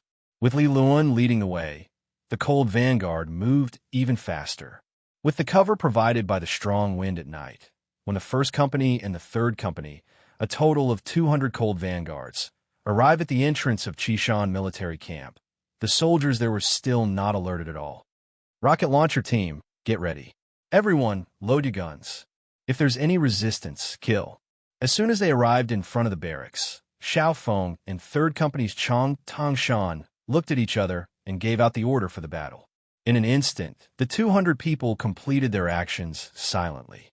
Even in the dark, all the Lung Feng's actions of checking their guns were still swift and perfect. All of this made Li Luan's jaw drop. He had been in the army since he was a teenager. He had seen many armies, including some elite ones, but this was the first time he had seen one as outstanding as the one before him. Were these people the celestial soldiers and celestial generals that were mentioned in the books? Why were their actions so uniform? Why didn't the 200 people make any extra noise? At this moment, Li Luan had a feeling that Qishan would definitely be taken down if they were to fight head-on. At the same time, he did not know why he felt his blood boiling. At this moment, he suddenly had the urge to join this army. "Ready," the squad leaders reported softly. As the commander of this battle, Xiao Feng said to Li Luan beside him after seeing that the Lung Feng were ready, "It's up to you now. I can guarantee you that as long as you lay down your weapons and surrender, you can live. On the other hand, no matter what the reason is, if you dare to pick up your weapons and resist, you must die." Understood. Li Luan could tell that this army's combat power was extraordinary. He did not dare to bargain and immediately agreed. Then, an iron loudspeaker appeared in front of him. It was a round loudspeaker. Even without electricity, the loudspeaker could spread the sound better. Holding the loudspeaker, Li Luan's loud voice suddenly rang in the night. "Brothers in the camp, I'm Li Luan, the squad leader of the guards on the wall. You've been surrounded. Lay down your weapons and surrender, and you can live. We're all Hans. 500 years ago, we were one family. Don't be a futile resistance." His shout was like a clap of thunder in the silent night. It exploded in the entire camp and caused an uproar. For a moment, there were all kinds of curses in the camp. Most of them were cursing to find their uniforms and weapons. The cursing continued for about half a quarter of an hour before it slowly subsided. Then, in the dark, a 100-man squad crept toward the wooden fence. It seemed like they wanted to use their advantage of being more familiar with the terrain to launch a counterattack. Ready the rocket launcher. Target the wooden fence. Fire. Xiao Feng had already seen the enemy's every move with his night vision goggles. Night battles were a part of Lung Feng's training. Because of proper nutrition, the ordinary soldiers did not suffer from night blindness. At this moment, they could clearly see the enemy's actions in the opposite camp. The commander gave the order, and immediately, 2 rocket launchers with powerful flames shot forward. After 5 seconds, they slammed into the wooden fence that could block the impact of manpower and horsepower. Immediately, flames soared into the sky, and the sound was like thunder. The rocket launcher was a type of infantry anti-tank and siege weapon. It was light and had a short range. At the same time, it could be fired in a straight line, upward, or downward direction. It had a variety of attack methods that were perfect for close-range sieges. The 2 rocket launchers were fired and instantly destroyed the main gate of the camp. The powerful flames and explosive force scared the 100-man vanguard soldiers who wanted to sneak out of the camp. "What is this? Is this the wrath of the heavens? This must be the punishment of the heavens." After seeing such powerful firepower, the 100-man vanguard's morale immediately collapsed. In the face of the unknown, humans naturally had a kind of fear, not to mention that it had such great power. Li Luan looked at everything in front of him in a daze. When he saw such powerful firearms, he knew that the soldiers of Qishan's camp had been defeated. He only hesitated for a few seconds before he shouted again, "Brothers, I'm Li Luan. You should have seen the power of these firearms. If you don't want to die, throw down your weapons and surrender. Your families are still waiting for us to return safely in the city."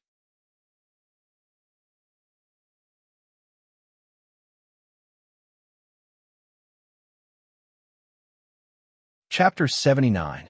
Under Li Luan's persuasion and the powerful impact of the rocket launcher, some of the smarter soldiers finally realized that they weren't strong enough. The first person threw his weapon to the ground. Then, like a contagious disease, there was a second person A third person. The frightened soldiers of Chishan threw down the weapons in their hands one by one and then walked out of the military camp in groups. They covered their heads and walked out of the military camp. The entire battle had ended so simply without firing a single shot or firing a single cannon. Of course, this was because of the deterrence of the powerful weapons.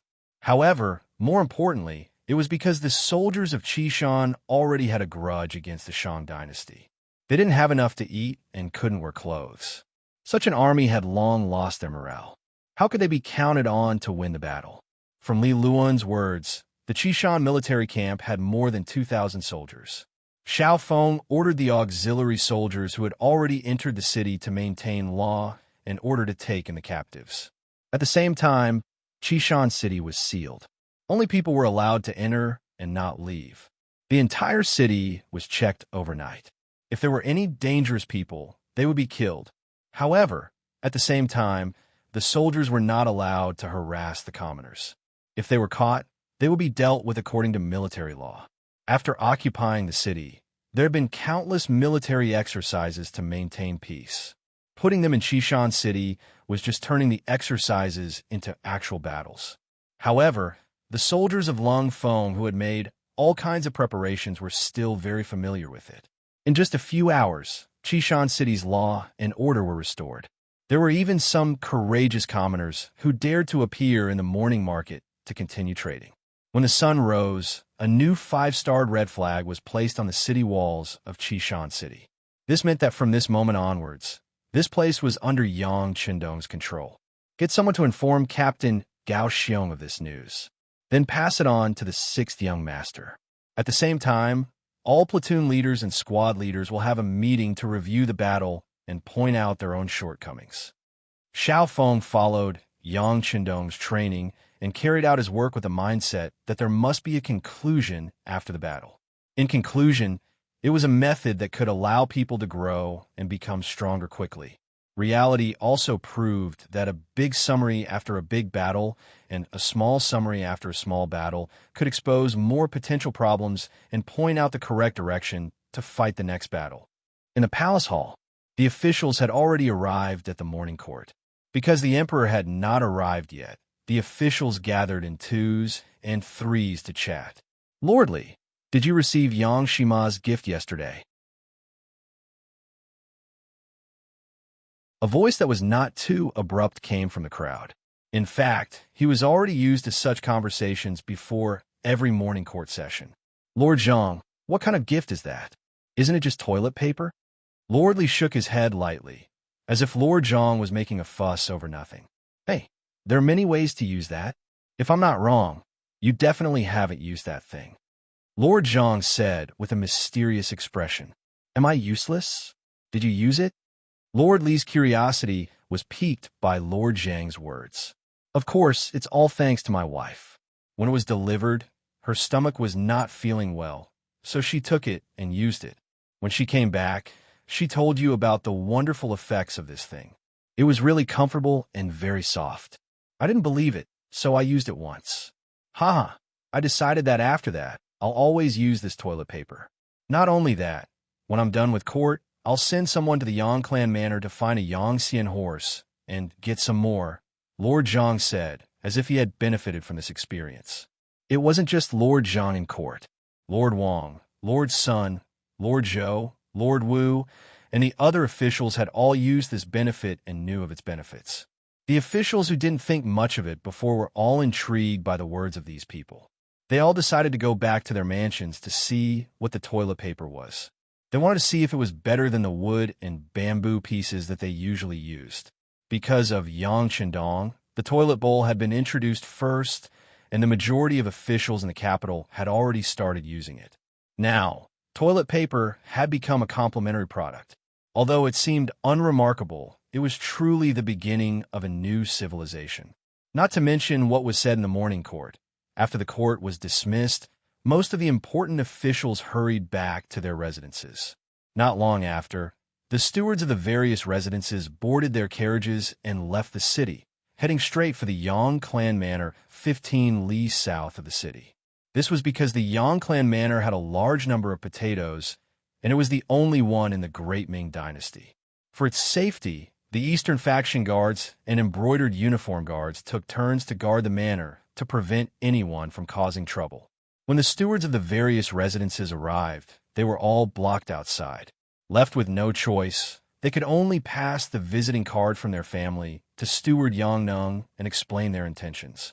Regarding this, the new steward Yang Nung had already received instructions from the sixth young master.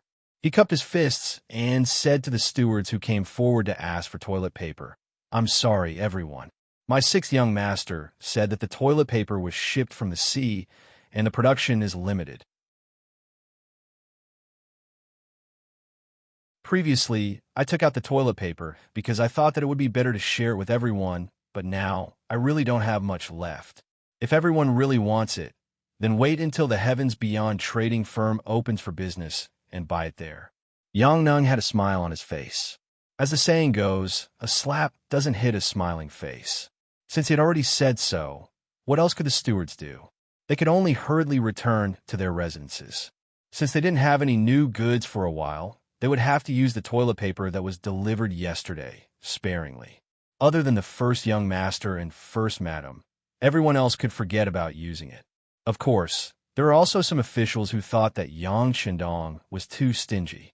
It was just some unremarkable toilet paper, and he wanted to set up a trading firm that they had never heard of to sell it. How much money could that thing be worth? Could he earn back the capital by opening a shop for it? These people's thoughts weren't wrong.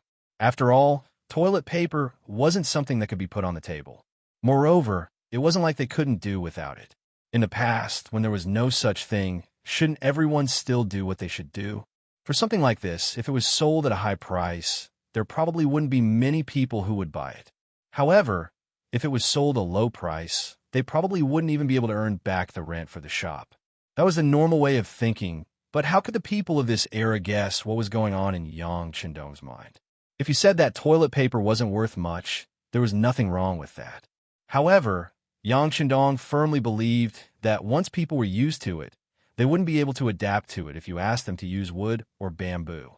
More importantly, he intended to use hunger marketing to sell it, which meant that he would sell it at a fixed amount a day, based on the idea that the rarer something was, the more valuable it would be.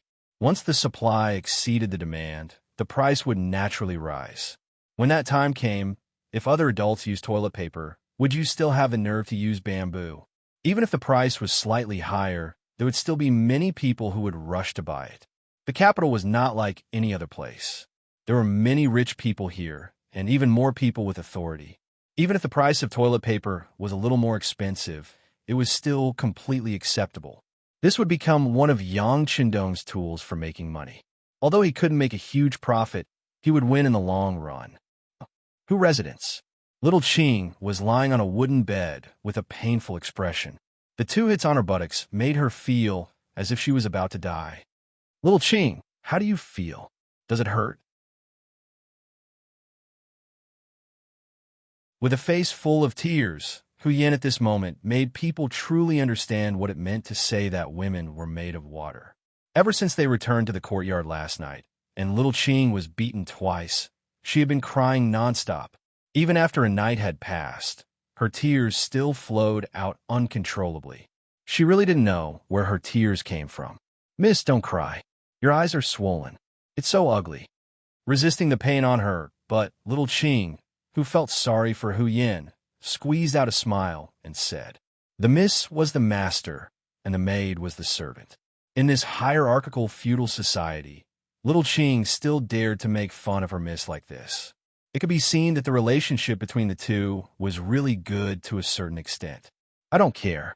I don't care if it's ugly. I just want to cry. I want to cry for my father, see how hard he hit me." Hu Yin shook her head vigorously, looking very wronged.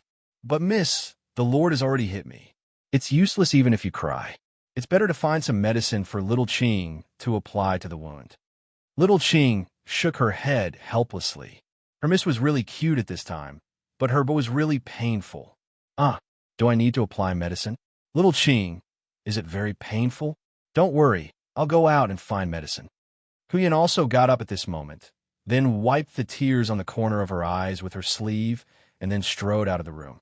Outside the Mrs. Courtyard, Hu Zhongning gave Hu Yin a confinement order, and Lieutenant Gao Sheng was guarding here. When she came out, she just saw Gao Sheng dressed in a brocade guard uniform, and Hu Yin was angry.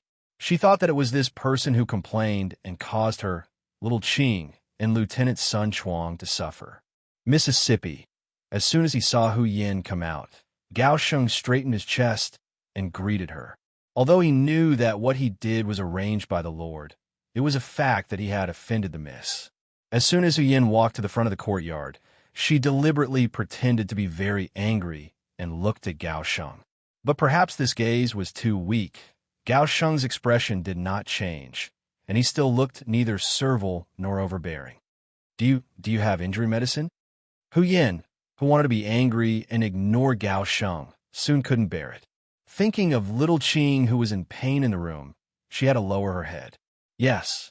Hearing that she was not going to question him, but wanted injury medicine, Gao Sheng immediately took out a porcelain bottle from his arms and handed it over.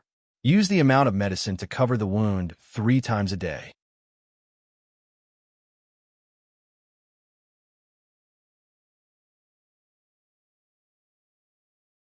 Chapter 80. Reaching out to take the porcelain bottle, Hu Yin angrily turned around and left without even saying a word of thanks. Gao Sheng seemed to be used to being treated like this. He just smiled and stood there again. At this time, a cough suddenly sounded behind him.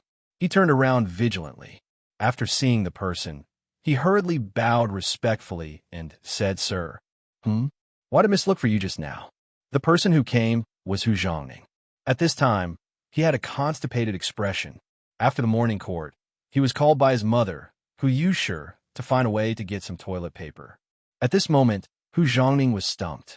It turned out that after the Yang family sent the toilet paper yesterday, Hu Wangshi, who was in charge of the backyard, was going to put it in the family's warehouse. However, Hu Yin, who was rushing over, took it away. Then she used it, and the effect was really good. She gave the rest of the things to her mother and grandmother, Hu Yushi. With the recommendation of her granddaughter, Hu Yushi had people verify the magical effect of this thing. Then, she sent the rest of the toilet paper to her relatives in the city. This was also the old lady's style of doing things. Perhaps because of her humble background, Hu Yushi had always valued her relatives very much. Once there was something good, she would immediately send it over. The toilet paper was the same. Except for a small packet, the rest were sent away. Hu Yin came back from the morning court and asked the old lady about the toilet paper. The old lady, who had no stock, had to give the task to her son. She also said that she wanted to get some more. There were still some relatives who had not shared it. In Hu Yushi's eyes, her son was the guardian of the genie guards. There was nothing that could be difficult for him.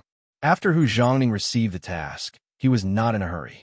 He sent the housekeeper of the house to the Yang family village 15 miles south of the city to ask for it. Unexpectedly, he returned empty-handed. According to the housekeeper, not only the Hu family, but many ministers in the court also sent their housekeepers, but they did not bring back a packet of toilet paper. Hu Zhongning, who had already promised his mother, was a little anxious. Thinking that the toilet paper was given to the old lady by his daughter, she should have some stock in her hands. He had to bite the bullet and come to the door. If it was in the past, Hu Zhongning guaranteed that his daughter would agree to such a thing. The relationship between father and daughter had always been very good. But this time, he had no confidence in his heart. He had just punished the other party yesterday, so he wasn't very confident in speaking up now. Even though he wasn't sure, Hu Zhongning, who had always been extremely filial, still decided to give it a try. He couldn't let his mother down. While Hu Zhongning was still thinking about what to say, Gao Sheng, who was standing in front of him, had already answered, "Sir, Miss asked me for injury medicine." Injury medicine? Was little Qing seriously injured? It's just 2 military rods, Hu Zhongning said nonchalantly. When Gao Sheng heard this, he couldn't help but think in his heart. 2 strikes from a military rod might not be much to a soldier, but for Xiao Qing, who had tender skin and was greatly cared for by the young miss, that was already a very heavy punishment. He thought this in his heart, but he could not say it out loud.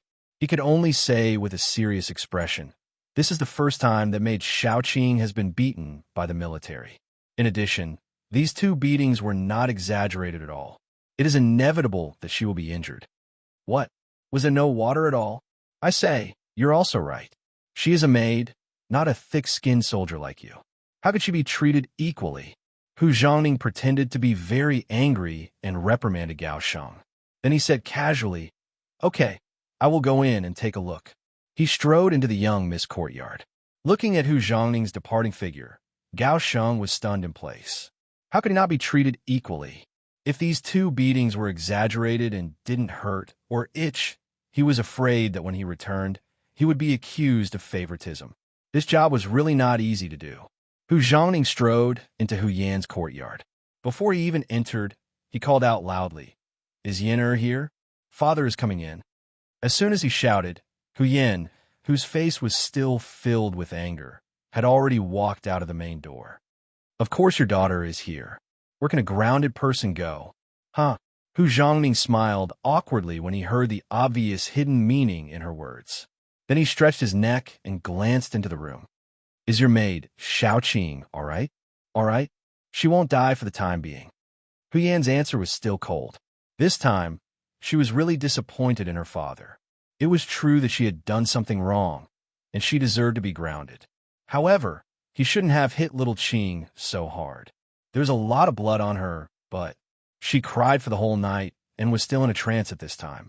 As soon as he heard the words, "won't die," Hu Zhongning knew that his daughter was still angry with him. But as a father, how could he simply apologize?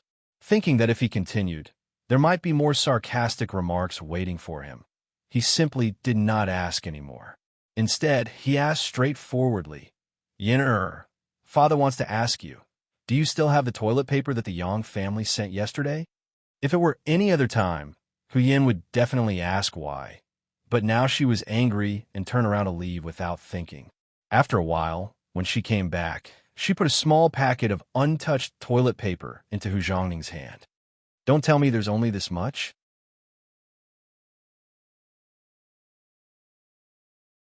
Looking at the packet in his hand, Hu Zhongning felt that things were going to be bad. Daughter kept a total of 2 small packets and gave the rest to mother and grandmother. "What? Father, are you going to take that half packet too?" Hu Yin was really angry at this time. She thought that this was simply her father taking revenge on her. Because she made him angry, now he didn't even let her use the toilet paper and wanted to give it all away. Hu Zhongning heard the resentment in his daughter's voice and knew that if he didn't explain, it was likely to become a knot between the father and daughter. So he explained the matter again.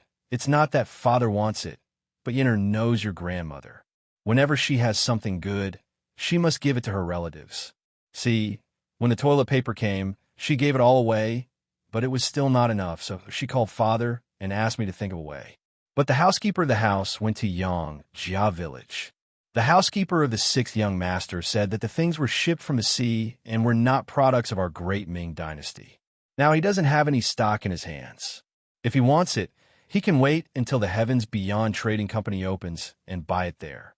But your grandmother is an impatient person. How can she wait for so long? After saying this, Hu Zhongning spread his hands, indicating that he was helpless. Originally, Hu Yin was prepared to ignore her father, but when the matter involved Yang Chendong, she forgot the decision in her heart. The 6th young master doesn't have it? If not, why did he give it to every family yesterday? This doesn't make sense.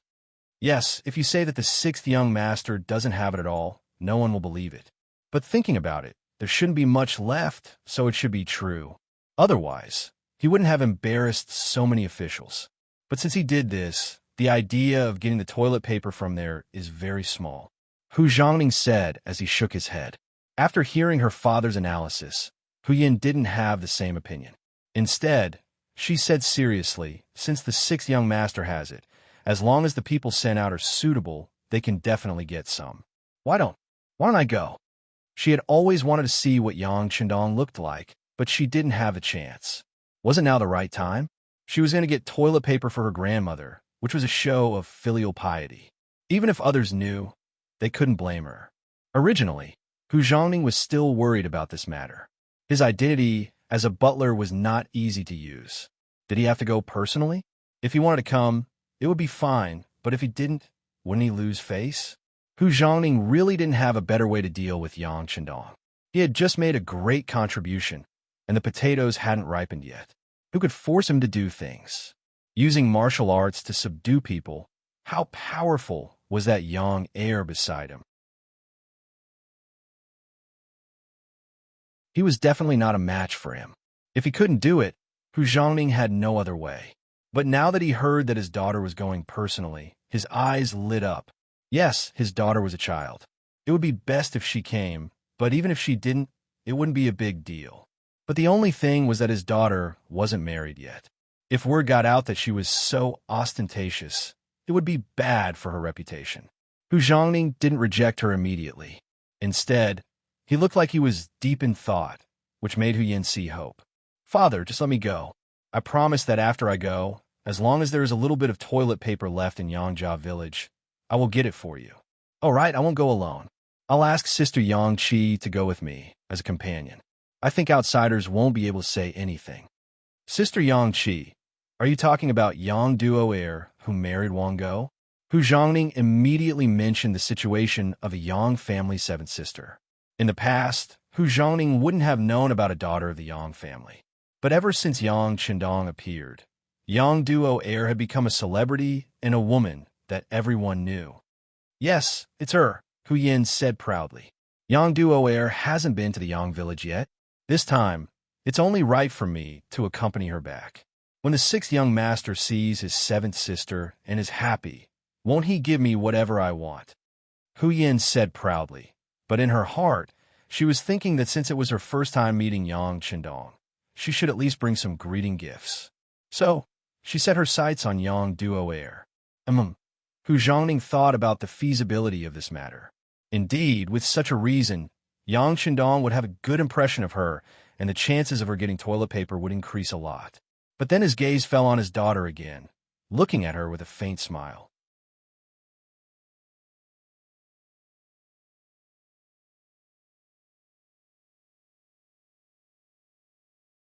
Chapter 81. Hu Zhongning's gaze frightened Hu Yin. It was as if he had guessed what she was thinking. She blushed and didn't know what to say. Fortunately, Hu Zhongning spoke. All right, since that's the case, I'll send Gao Sheng to go with you. With him, Wang Go won't dare to not let them go. With Hu Zhongning's support, Hu Yin believed that she could bring Yang Duo to the Yang village. She was overjoyed and said, Father is the best. Father has always been the best person. But remember, you must bring back toilet paper this time. Don't be so happy that you forget about the important matter. Hu Zhongning decided to remind his daughter. If she really went to see the sixth young master and forgot about other things, then the gains would not make up for the losses. Yes, Father, you can rest assured. Hu Yin patted her towering chest and promised. Then, she had a grin on her face. Hu Yin went to prepare and said goodbye to little Qing. It was a pity that she couldn't bring her to see the sixth young master for the first time. This made little Qing even sadder on the bed. In her heart, she even thought that the young miss was different. Hu Zhongning called Gao Sheng over and told him to cooperate with the young Mississippi. Then he thought to himself, a grown girl can't be kept at home. Yang village. In the courtyard, 50 boys and girls were undergoing intensive training. According to Yang Chendong's requirements, they were all between 14 and 18 years old, and all of them had good figures. The girls were graceful, and the boys were tall and straight.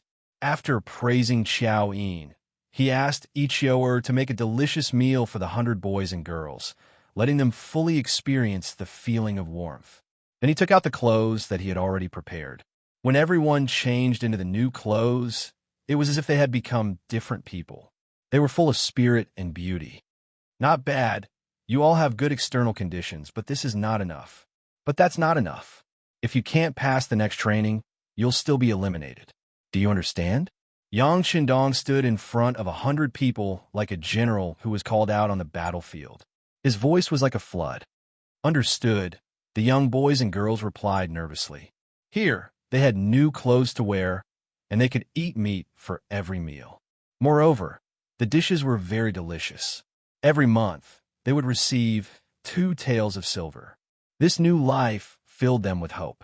After experiencing this wonderful feeling, they would not be willing to leave even if they were asked to. How could they not perform well? Yang Chendong's voice echoed throughout the backyard. Stand up straight, look straight ahead, and bend the corners of your mouth to a 45-degree angle. Keep smiling. Remember, the customer is God. You have to try your best to satisfy their needs. Their satisfaction is my satisfaction. Do you understand? Understood. The 100 people replied in unison. Young master. Tiger's mane suddenly appeared and half knelt in front of Yang Chendong. Seventh young mistress is here. Seventh sister? Yang Chendong's face showed a gentle expression. It was completely different from when he was lecturing the 100 people. Seventh sister is not an outsider.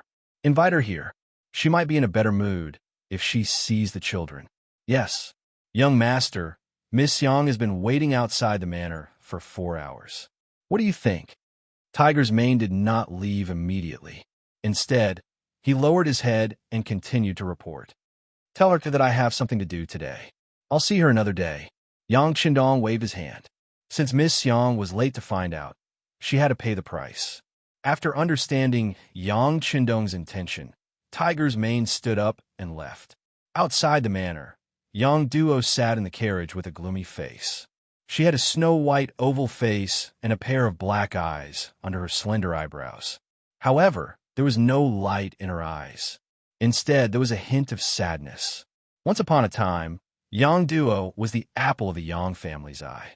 Because she was the youngest daughter, she was doted on by her parents. When Yang Rong was studying in the study, he was willing to hold this youngest daughter in his arms. That was also the best time of Yang Duo's life. She never had anything to worry about. She could eat delicious food and wear the most beautiful clothes every day. However, everything changed with her father's death. After Yang Rong's death, Yang Duo only felt that the mountain she relied on collapsed. The world in her eyes also lost its former glory. It was as if the entire family changed at that moment. Her brothers and sisters were busy with their own things. Even her only mother had no time to care about other things because of her poor health. It was as if she was forced to grow up overnight. Yang Duo was no longer the little girl who was willing to joke. She became silent until she grew up and married Wang Go. Although this marriage did not seem to be blessed by the Yang family, in Yang Duo's eyes, Wang Go was a man who relied on his own struggles to grow up. He should be better than her brothers and sisters who relied on their birth. He should know how to work hard and know how to cherish everything that was hard to come by. When they first got married, the days were barely passable. The relationship between husband and wife was harmonious, but as the influence of the Yang family weakened, her status in the Wang family also declined day by day. In addition, the things she knew were too few. So, in the end, she was reduced to the point where the maids in the residence dared to give her a hard time and bully her. At this moment, Yang Duo missed her father's wide embrace. However, she knew that everything was gone and could not be returned. In the most bitter days, Yang Duo even thought of dying. However, when she thought of how she would explain to her parents in the afterlife if she died like this, she could only force herself to live on. She hoped that one day, Wang Go would change his mind or someone in the Yang family could revive their glory. This was the sorrow of a woman in a feudal society. Everything had to rely on others. It was extremely difficult to rely on oneself to change anything. Fortunately, a life that should have been hopeless had a comprehensive change because of Yang Dong's unexpected arrival. That morning, the moment Yang Chendong kicked open the Wang family's door, Yang Duo's fate also changed. Her husband and mother-in-law being beaten made them start to face themselves again. At least in these few days, she slowly felt that her dignity was respected again. Although this respect was only on the surface, Yang Duo was still full of hope in her heart. Today, Hu Yan's sudden appearance, accompanied by the captain of the brocade guard, was to invite her back to the Yang family manor. In this regard, Wang Go did not dare to have the slightest objection. He even forced out a smile and said that if she wanted, she could stay at her maternal home for a few more days. Feeling that Wang Go was not concerned but afraid, Yang Duo's heart was filled with mixed feelings. What made her even more afraid was how to face her seventh brother. The person who would only follow behind her when they were young and whom she despised had finally grown up. Not only that, he seemed to be even more outstanding than her brothers. When she thought of the heroic aura that her sixth brother exuded when he kicked open the Wang family's door that morning, Yang Duo blushed with shame and did not dare to meet him. This was also why, after a few days, she still did not come to the Yang family manor to take a look. In the carriage, Yang Duo was very nervous, which made Hu Yin, who should have been nervous, relax a lot. She began to comfort Yang Duo. Sister Duo Air, the sixth young master is your brother and is so nervous about you. What are you afraid of? Listen to your younger sister. When you see him, you should reprimand him first to suppress his imposing manner. Hu Yin thought of Yang Qindong being scolded and not daring talk back, and couldn't help but giggle. Scold sixth brother? Why? Also, what should I scold him for? Yang Duo's face was filled with confusion. Clearly, she did not understand what Hu Yin meant. You? Hu Yin put her finger to her mouth and rolled her eyes.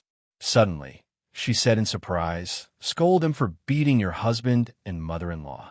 Let him give you an explanation.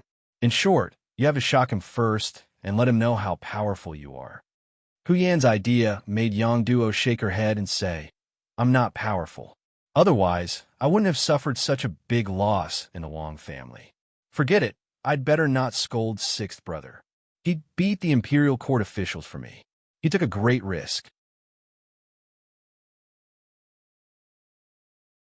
Hu Yan slowly closed her mouth. She knew that it was impossible to see Yang Qindong suffer. Seventh young lady, the young master invites you in. Outside, Hu Mang arrived in front of the carriage. He signaled Yang Lu with his eyes, and Yang Lu replaced the original coachman. Gao Sheng was also sent far away. Yang Lu then drove the carriage into the Yang clan manor. The East faction protector, who was standing nearby, saw that the carriage was driven by the Yang family servant, so he did not come up to check. After a few days of contact, the two sides had a tacit understanding.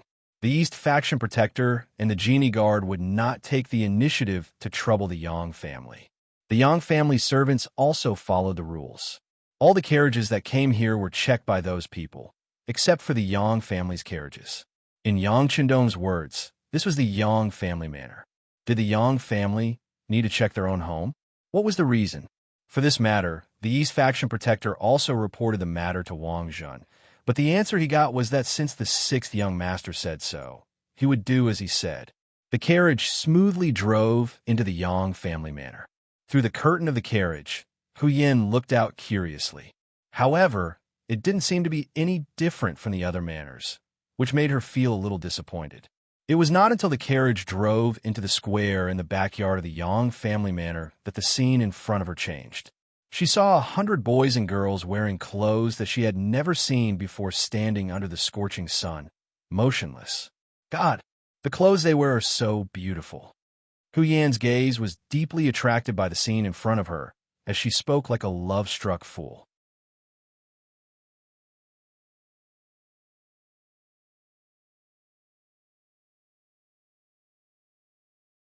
Chapter 82. Yang Duo, on the other hand, was extremely nervous. She didn't know what to say when she saw Yang Qindong. She thought that her actions had already lost face for the Yang family. She wasn't mentally prepared yet. The carriage finally stopped, not far from Yang Qindong.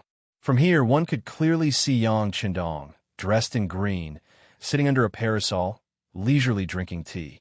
From time to time, he would look at the scene. Whenever he found someone slacking while standing, he would shout from afar. Every time this happened, the person who was shouted would straighten their body, as if their entire appearance had changed in an instant. Stop! Yang Qindong's attention was drawn to the carriage when Yang Lu shouted for it to stop. Then he came over with a smile on his face. As he walked, he said, "Seventh sister, I missed you so much." As he spoke, Yang Qindong had already arrived in front of the carriage. Then, he reached out his hand and lifted the curtain of the carriage. Then, he smiled and reached out his hand to touch the person in the carriage. This was originally Yang Qindong's way of welcoming seventh sister. He hoped that a joke would make her relax. How could the meticulous sixth young master not know that seventh sister must have had a hard time in the Wang family all these years? She had probably developed a habit of being cautious. Welcoming her in such a joking way was to make her relax. But he never thought that his hand would reach out and grab the person. But why did this person look so unfamiliar? Her skin was whiter than snow, and her eyes were like a pool of clear water. When she looked around, she had an elegant and noble temperament. Her eyes were very big, and her eyelashes were very long. At this moment, she was blinking and looking at him. That cute and chubby little face was as red as an apple. In fact, Huyen really did not expect this to happen. At this time, she was also frightened by the scene in front of her. When a pair of big hands were stuck under her armpits, her beautiful face had already turned pale at this moment. Shua! Yang Chendong's reaction was not slow. When he felt that he had grabbed the wrong person, he quickly retracted his hand and immediately bowed his head to apologize. "I'm sorry, Mississippi. I thought it was my seventh sister." "I'm here." A timid voice sounded. Yang Duo popped her head out from behind Huyen, who was still in panic. "Sixth brother, this is Miss Huyen, Lord Hu Zhongning's daughter." As if she felt the awkward atmosphere, Yang Duo hurriedly introduced Huyen's identity. Hearing seventh sister say that this girl was Huyen, Yang Chendong could not help sizing her up a few more times. She was indeed a great beauty.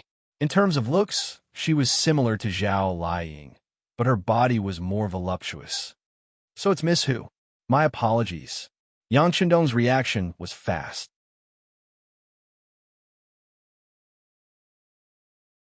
After knowing Huyen's identity, he immediately changed into a polite appearance, making people unable to get angry even if they wanted to. Yang Chendong took the initiative to apologize, which made Huyen a little embarrassed. She really didn't mean it. In addition, she had been educated since she was young. No matter what, she was still a daughter of a noble family. Of course, it was not good for her to blame the other party for such a thing. Huyen's face was red like the sunset. She softly said, "Hello, sixth young master." "Hello, hello." Yang Chendong quickly returned to normal. After answering with a smile, he reached out and helped Yang Duo, who had already squeezed forward, get off the carriage. As for Huyen, Yang Chendong did not want to offend her. He reached out and took the stool handed over by Yang Lu, allowing her to smoothly walk down by herself. Yang Duo did not pay attention to Huyen's change. She had been chirping like a lark in the car just now, but now she was as quiet as a thrush and didn't say a word. Most of her attention was on her sixth brother, Yang Chendong. With Yang Chendong holding her hand, she heard her sixth brother's voice. "Seventh sister, these people are the people I've trained to serve the immortal abode in the future. In other words, they're the waiters in the wine shop. Do you see the clothes those girls are wearing? I call them kipeos. They're the best clothes to show off a woman's perfect figure. The other big sisters in the family have all tried them on before. Why don't you find one and change into it, too? A beautiful set of clothes can change a person's mood at any time." Yang Chendong didn't ask Yang Duo what she meant. He reached out and called Xiao In over. "In bring my seventh sister to change into a qipao." "Young master, what about that Miss Hu?" Xiao In looked at Huyen, who seemed to have been left out. "Oh, if Miss Hu is willing, she can also try on a qipao. There are many different types and colors prepared. Just treat it as my apology for my earlier rudeness." Yang Chendong chuckled and turned to look at Huyen. On the way, Huyen had been teaching Yang Duo to be more generous. She had even told her to teach Yang Chendong a lesson and show him who was boss. However, when she saw the real person, she immediately softened. Yang Duo acted as if she had returned home. She didn't even wait for Huyen to say whether she agreed or not before grabbing her. "Come, let's go take a look at those kipeos. Let's see if they are really as beautiful as they seem." Three women made a show. Xiao In, Yang Duo, and Huyen all walked toward the rear courtyard. Yang Chendong smiled as he watched the three leave. When they were no longer in sight, he turned around. Tiger's Mane and Yang Lu were already half kneeling on the ground. "Didn't you check the carriage before?" Clearly, Yang Chendong was reprimanding them for their earlier rudeness to Huyen.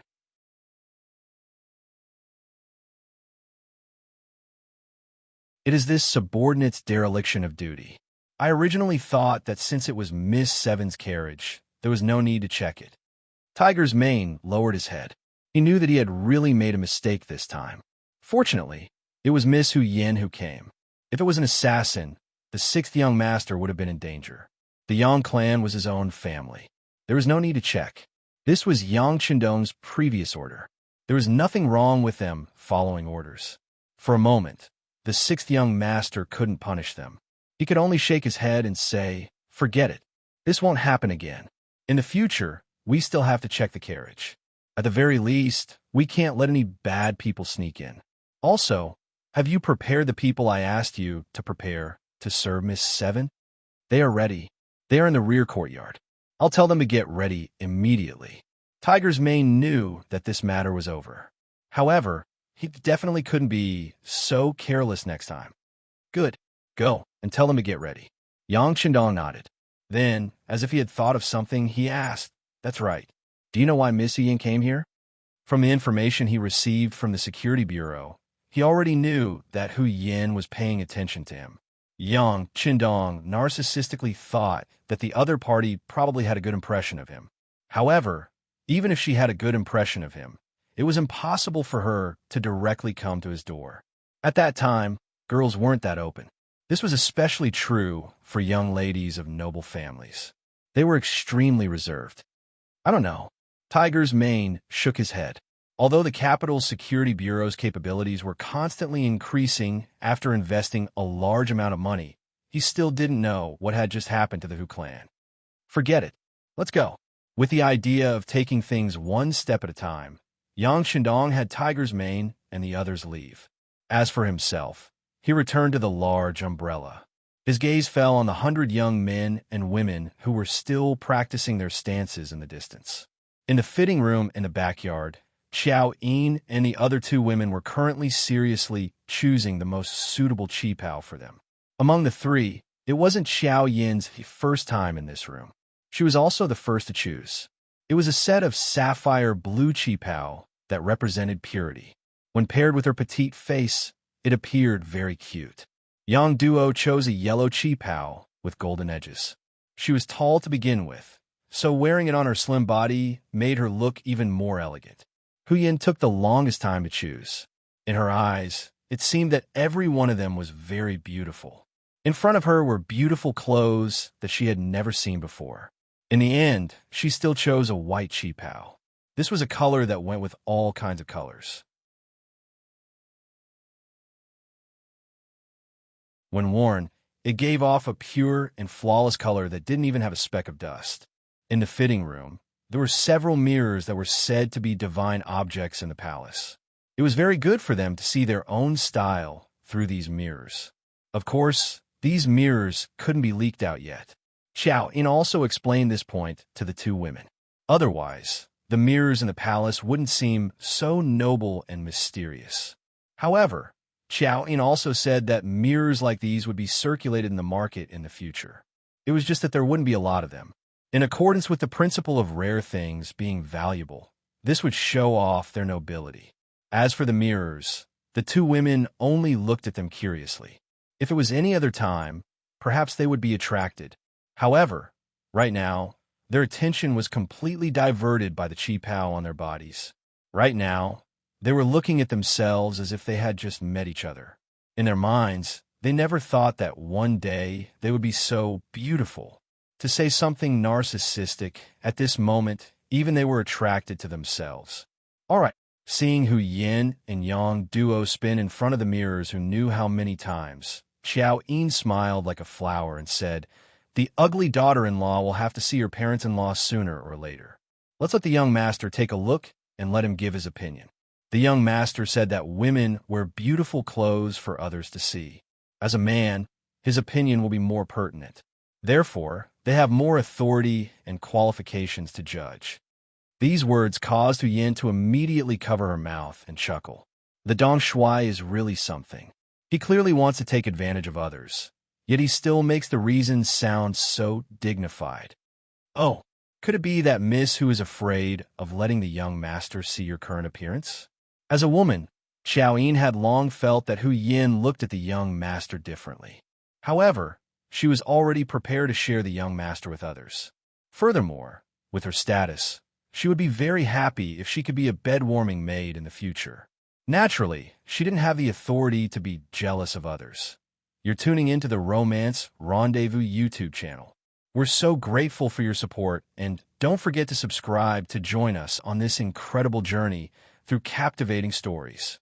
Your generosity through donations truly makes a world of difference, as it's the primary source of revenue that allows me to expand and enhance this channel for you.